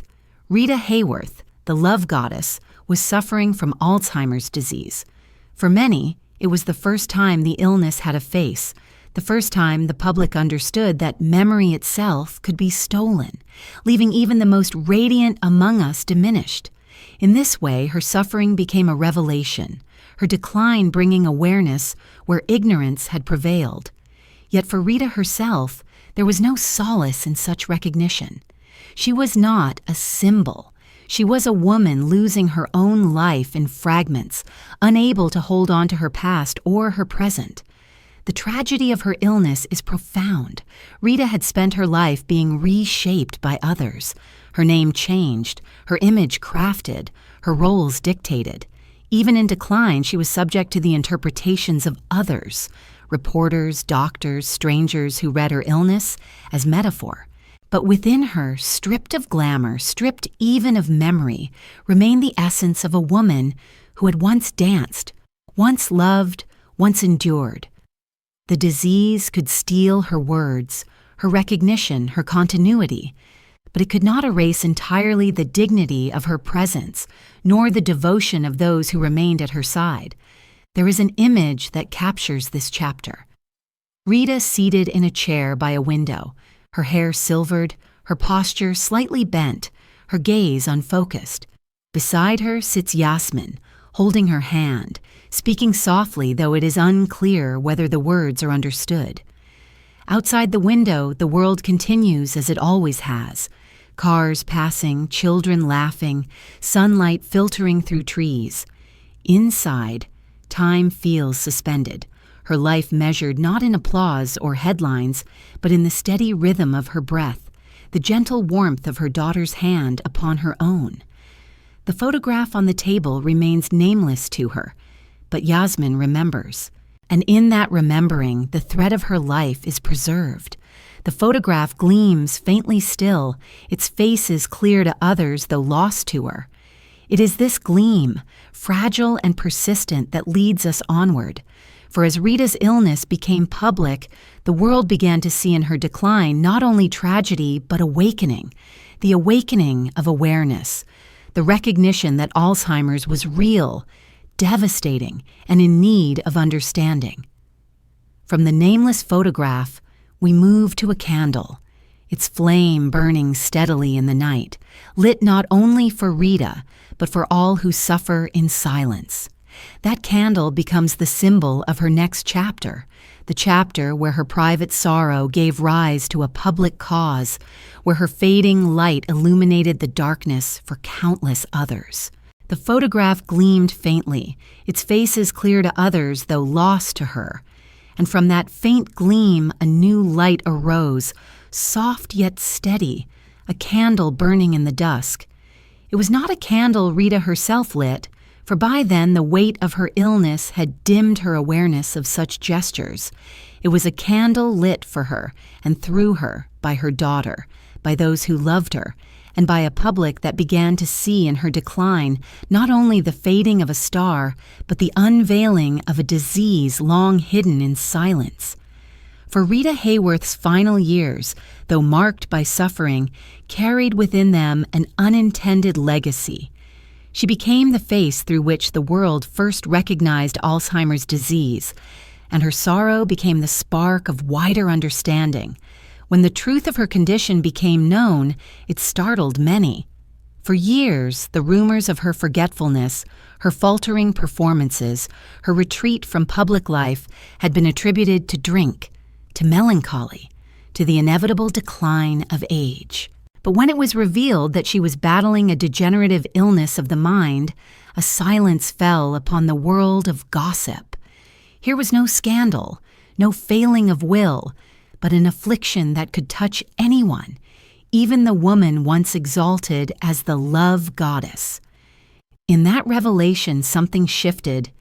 The disease, long unnamed in public consciousness, suddenly had a human face, and not just any face, but one the world had adored. Her daughter Yasmin became her voice, her advocate, the bearer of her truth. She spoke to the press, not with bitterness, but with calm clarity, explaining her mother's condition, raising awareness, calling for understanding. Through her efforts, Rita's suffering was not only personal, but communal. offering the world a chance to see what it had long ignored. Yasmin's devotion transformed private sorrow into public awakening. She carried her mother's dignity forward, ensuring that Rita was not remembered only for glamour or decline, but for the illumination her illness brought. In this way, even as Rita's memory dissolved, her legacy grew, extending beyond cinema into the realm of compassion and knowledge. The candle of awareness spread its flame. Foundations were formed, research gained new urgency, families found courage to speak of what they had once hidden in shame. Alzheimer's, once a shadowed word, began to be spoken aloud, its devastation acknowledged, its reality no longer denied. And at the heart of this change was Rita, her story carrying both tragedy and purpose. Though she herself could not know it, her suffering became the bridge through which countless others found recognition, support, and hope. Few stars can claim such a legacy, to transform even their decline into a gift for others. Yet Rita did, not by choice, but by the strange alchemy of life, where sorrow and meaning intertwine. Still, for her family, the legacy was no comfort in the daily reality of her illness. Yasmin sat beside her mother, held her hand, watched as memory slipped further and further away. Each day was a new farewell, a farewell to another fragment of the woman she had known. There is no greater sorrow than to be remembered by one you love and yet not be recognized in return. For Rita's daughters, this sorrow became their companion, the ache of giving love to someone who could no longer fully receive it. And yet they gave it nonetheless, unconditionally, faithfully, because that is what she had once given them. The public, meanwhile, remembered her in other ways. Old films played again, retrospectives honored her. Audiences revisited the glove drop in Gilda, the dances with a stare, the radiance that had once defined her. There was poignancy in these viewings, for audiences now knew the end of the story, the shadows that had swallowed her light. To watch her on screen was to witness not only beauty but fragility, to see in her allure the seeds of her tragedy. Some remarked that even in her prime there had been sadness in her eyes, as though she had always carried within her the knowledge of impermanence. With the revelation of her illness, that sadness seemed prophetic, the shadow of what was to come. Yet perhaps it is too simple to see only tragedy, for even as her mind faded, her presence still carried weight. Visitors spoke of the gentleness in her, the quiet grace that lingered despite the confusion. Alzheimer's could steal her memory, but it could not fully erase the aura that had once captivated millions. In her stillness, in her vulnerability, there remained a trace of the goddess, transformed now into something more human, more fragile, but still luminous. The candle burned not only in public awareness, but in the small, private moments of her continued existence, moments when love still touched her, even if she could not name it. There is an image that captures this paradox. Rita seated in a dim room, the glow of a single candle illuminating her face. She does not seem to notice it, her gaze unfocused, her thoughts elsewhere. But the flame reflects in her eyes, a faint shimmer that recalls the brilliance of her youth. Around her, those who love her sit quietly, their own faces softened by the light. The candle burns for them as much as for her, a symbol of endurance, of remembrance, of love persisting even when memory does not. In this image lies the essence of her final legacy, not the goddess alone, not the illness alone, but the intertwining of both, the mystery of beauty and sorrow living side by side. As the candle burns, its wax softens, its flame flickers, but it does not extinguish. It continues into the night, steady against the darkness, illuminating not only Rita's decline, but the world's awakening. And it is this flame, fragile yet enduring, that carries us forward. For the candle will burn until at last her body can no longer sustain its breath, until the final chapter of her story is written. And in that final chapter, there will be no stage, no cameras, no applause, only the quiet of her last years, the whispers of visitors, the frailty of a body nearing its end. The candle burns on, steady, as we step into the final season of her life, where existence is reduced to fragments and yet remains, poignant and human, until the last breath is released. The candle burned on, its wax softening with time, its flame small yet steady against the shadows of the room. Around it, silence gathered, broken only by whispers, by the faint shuffle of feet, by the careful tending of those who lingered near her. This was the atmosphere of Rita Hayworth's final years, an existence no longer defined by cameras or scripts, no longer magnified by gossip or applause, but reduced to a fragile presence, to breath and heartbeat, to the quiet rituals of care. She who had once commanded stages and screens now lived within a narrowing circle, her body frail, her mind lost in fragments, yet her essence still palpable to those who loved her. Visitors came, some from obligation, others from devotion. They entered softly as though stepping into a sanctuary where noise would be sacrilege. To see her in these years was to confront the mystery of transformation. The goddess of Gilda, radiant and untouchable, now diminished, her figure delicate, her movement slow, her gaze uncertain. And yet, even in this fragility, there was something unbroken. Her beauty had not vanished, though it had changed. It lived not in the gleam of hair or the curve of a smile, but in the quiet dignity of her presence, in the trace of warmth that lingered even when memory did not. She would sit for long hours, sometimes near a window, sometimes in a chair by her bed. Light would fall across her face, revealing the lines of age, the silver of her hair, the softness of her eyes. At times she seemed distant, unreachable, her thoughts wandering in places no one could follow. At other times, a flicker of recognition would pass across her face, sudden and fleeting, like the glint of sun on water. A visitor's voice might stir her, or the laughter of her daughters, or the faint notes of music drifting from a radio. In those moments she seemed almost herself again, though the illusion would dissolve quickly, leaving only silence. Her body, too, grew frailer. The grace that had once defined her movements was now measured in small gestures, the raising of a hand, the shifting of posture, the turning of her head. Yet even in these simple motions, one could see echoes of the dancer she had been. A certain lift of the wrist, a curve of the arm, carried within it the memory of rhythm.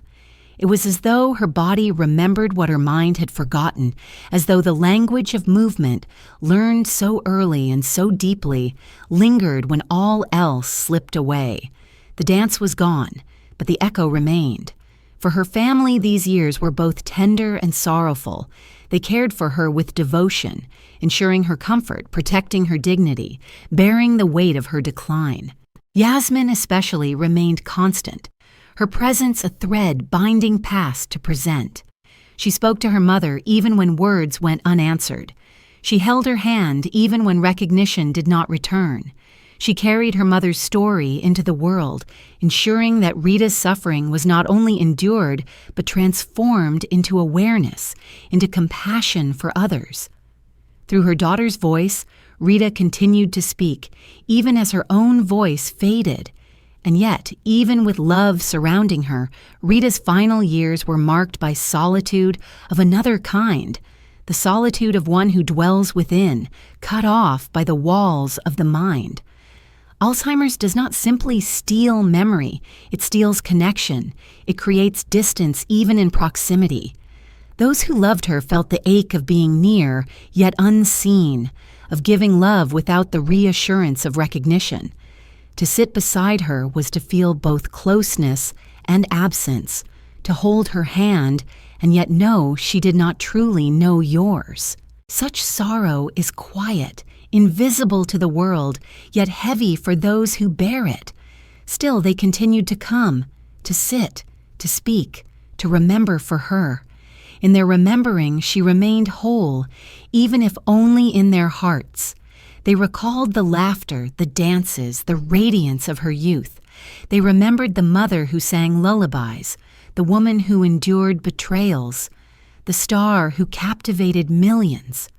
To them, she was not only the frail figure before them, but the sum of all she had been.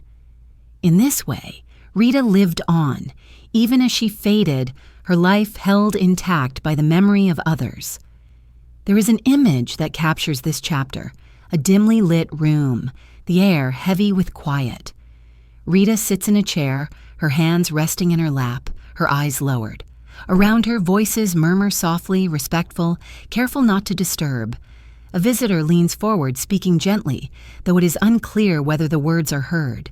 In the corner, a candle still burns, its flame steady, casting long shadows upon the walls. The room is fragile, suspended, filled not with glamour but with tenderness. It is not the grandeur of Hollywood, but it is real, human, poignant. What does it mean to exist in such fragility, to live when memory has dissolved, when fame has faded, when the body has grown frail? Perhaps it means to return to the essence of life itself, to breath, to presence, to the quiet rhythm of being. For Rita, these years were not triumphs in the worldly sense, but they were not meaningless. They revealed the humanity behind the goddess, the vulnerability behind the myth. They reminded the world that even the most radiant are mortal, even the most adored are fragile, even the most luminous must one day fade.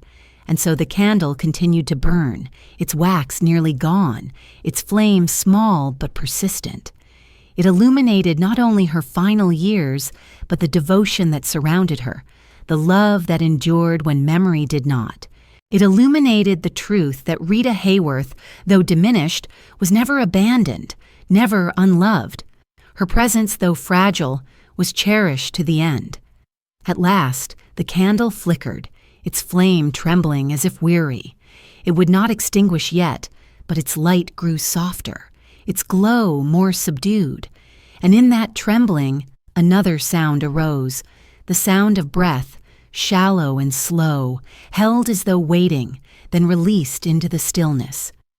This sound, quiet yet profound, carried us into the final chapter of her life, the chapter of farewell, where silence deepened into eternity and Rita Hayworth's long journey reached its close. The candle's flame trembled, its light fragile yet enduring, and beside it the sound of her breath grew shallow, uneven, as though even breathing had become an act of memory slipping away. Then came the moment when the breath was held a little longer, the pause stretching, the room hushed in anticipation. At last it was released, soft and final, dissolving into the stillness. With that release, the long journey of Rita Hayworth came to its end. It was May of 1987 when the world learned that she had passed, her body surrendering after years of decline, her spirit at last freed from the shadows of forgetfulness. She was 68 years old. The news spread quickly, carried on wires and broadcasts, written into headlines that reached across the globe. The world paused to remember the woman who had once defined desire, who had embodied glamour, who had danced and smiled and enchanted entire generations. For many, the memory of Gilda returned first, the black gown, the glove slowly drawn from her hand, the eyes that seemed to hold both invitation and refusal. Others thought of her alongside a stare, her movements effortless, her laughter unforced. Still others remembered the scandals, the marriages, the betrayals. But in every remembrance there was an undertone of sorrow, for the goddess who had once seemed untouchable had died, not in brilliance, but in shadow, her final years consumed by an illness that stripped away the very essence of who she was. And yet, even in death, she was not forgotten. Tributes poured forth from colleagues, from fans, from strangers who felt that her passing was the loss of a part of their own youth.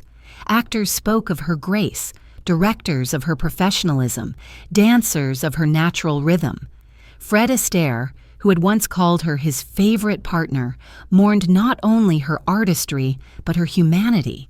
Orson Welles, long estranged, yet forever bound to her by love and memory, spoke of her with tenderness, calling her the great love of his life. In their voices, we hear not only admiration, but regret. Regret for what she endured, for what she lost, for what could never be reclaimed. Her funeral, held in New York, was attended by family, by friends, by admirers who came to pay respect. There were flowers, prayers, quiet tears. The woman who had once dazzled the world was laid to rest not as the love goddess, but as Rita, daughter, mother, beloved. Her daughter Yasmin stood near, her presence steady, carrying not only grief, but the weight of legacy. She had walked beside her mother through the years of illness. She had borne the sorrow of watching memory fade. And now she bore the task of remembering for her, of ensuring that Rita's story would not dissolve into silence. What does it mean when a life so filled with contradictions comes to an end? For Rita, death was not only the conclusion of her suffering, but the resolution of her paradoxes. No longer did she have to reconcile the goddess with the woman, the image with the reality, the allure with the sorrow. In stillness, she was whole again. The applause and the silence, the adoration and the loneliness, the triumphs and the humiliations, all dissolved into the same quiet. The world might continue to divide her, to speak of her as star or scandal, as goddess or victim, but death freed her from such divisions. She belonged now to eternity, to memory, to the whispers of history. And yet the silence of her passing was not empty. It carried with it reflections, meditations, a recognition that her story was more than glamour, more than tragedy. Her life became a mirror in which others could see the fragility of fame, the cost of beauty, the resilience of the human spirit. She had been adored, exploited, forgotten, rediscovered, diminished, and remembered. Through it all, she had endured, carrying herself with dignity, even when dignity was denied her. In death, this endurance shone brighter than any headline. There is an image that lingers. The room after her final breath, still and hushed, the candle still burning though its flame small. Those gathered around her sit in silence, some with tears, some with bowed heads, all aware that something has shifted, that a presence has departed. Outside, the world continues. Cars pass, voices rise, life persists. But within the room there is a stillness unlike any other. It is the stillness after a storm, the calm after long turmoil, the silence that follows the last note of music. In this silence, Rita rests, no longer goddess or icon, no longer patient or sufferer, but simply herself, embraced at last by peace. The reflections that followed her death were varied. Some focused on the tragedy, the sorrow of her illness, the decline of one so luminous. Others celebrated her artistry, her performances, her beauty immortalized on film.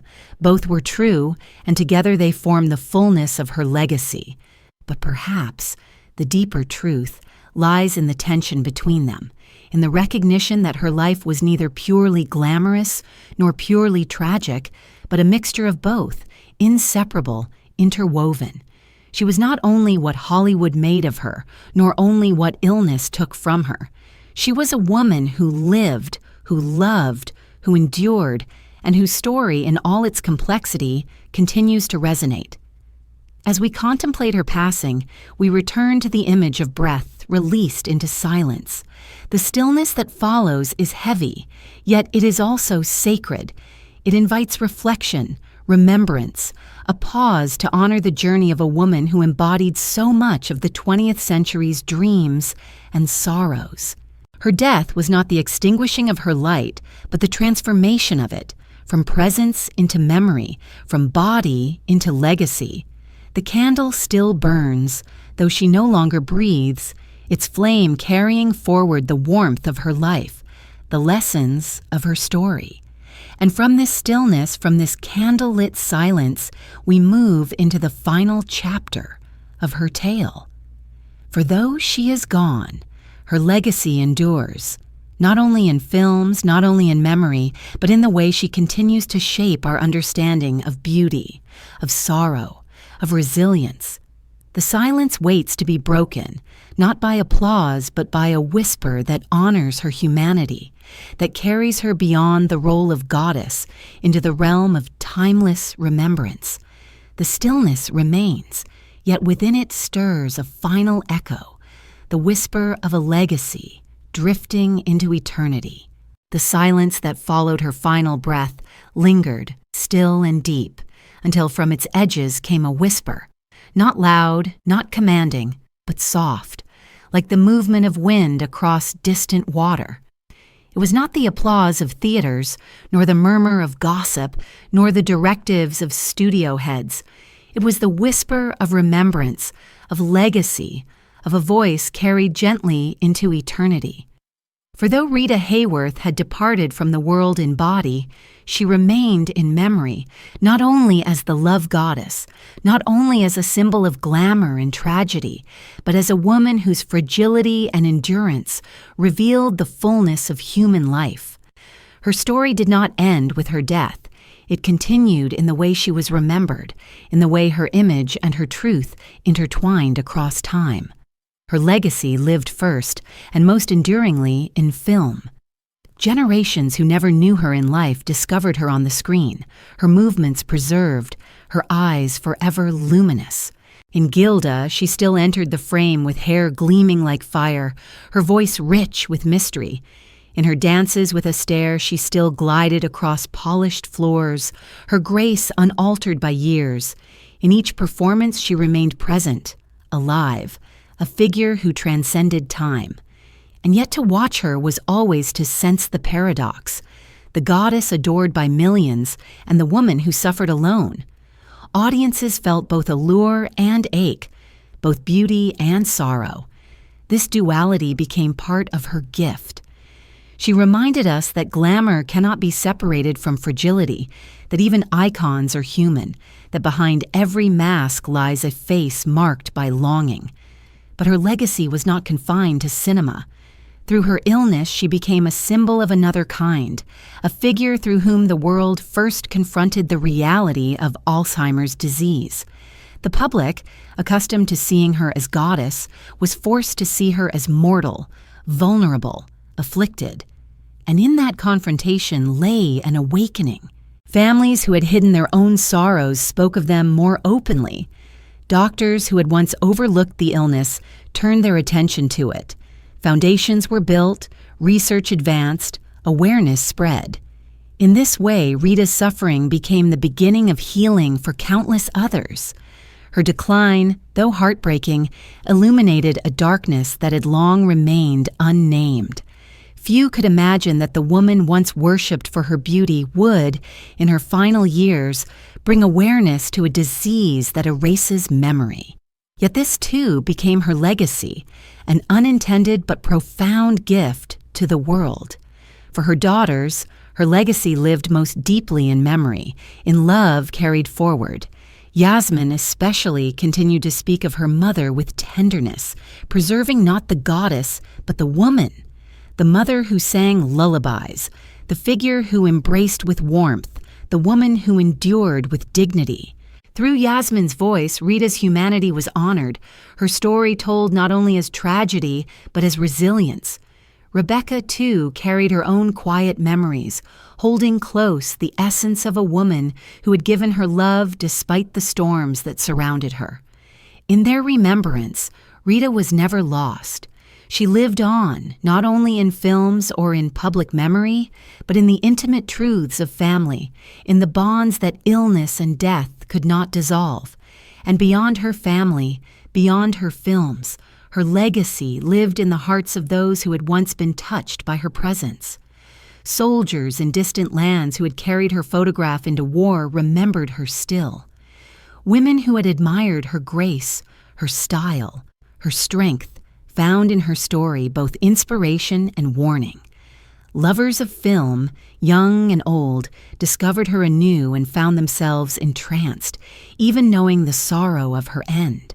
Her face, her movements, her voice became timeless, drifting across decades as though unbound by mortality. She became part of the collective memory of the 20th century, a figure who embodied both its dreams and its disillusionments. What, then, does it mean to speak of Rita Hayworth now, long after her death, long after the theaters first lit her name in brilliance? Perhaps it means to recognize that her story is not one of goddess or victim alone, but of a woman who contained multitudes. She was a dancer, a mother, a lover, a star. She was adored, exploited, betrayed, celebrated. She was luminous and lonely, fragile and resilient. Her life was not a tale of perfection, but of contradiction, and in that contradiction lies its truth. For who among us is not, in some way, both strong and fragile, both radiant and wounded? In Rita's life, magnified by fame, we glimpse our own humanity, our own longing, our own mortality. There is an image with which to end, a whisper drifting across time, carrying her name not as an idol, but as a memory. In the quiet of night somewhere, a person watches Gilda again, the glove slipping from her hand, the camera lingering on her face. They smile, they sigh, they remember. Elsewhere, a family sits with a loved one who has forgotten their name, and they think of Rita, of the awareness her suffering brought, of the light she gave even in decline. And somewhere else a daughter recalls her mother's embrace, her voice humming softly in the dark, her presence eternal in the heart. These whispers scattered across the world form her legacy, not loud, not insistent, but steady, enduring, timeless. The candle at last flickers, its flame bowing low, then rising once more before it fades into smoke. Yet the darkness it leaves is not empty, for the memory of its light lingers in the air, just as Rita's presence lingers in history. She is no longer the goddess upon the screen, no longer the woman bound by sorrow. She is memory itself, fragile, luminous, ungraspable, yet enduring. And as the whisper drifts into silence, we close our eyes, not in forgetting, but in honoring, allowing her story to settle within us like a dream that does not end, but continues, quietly, into timelessness.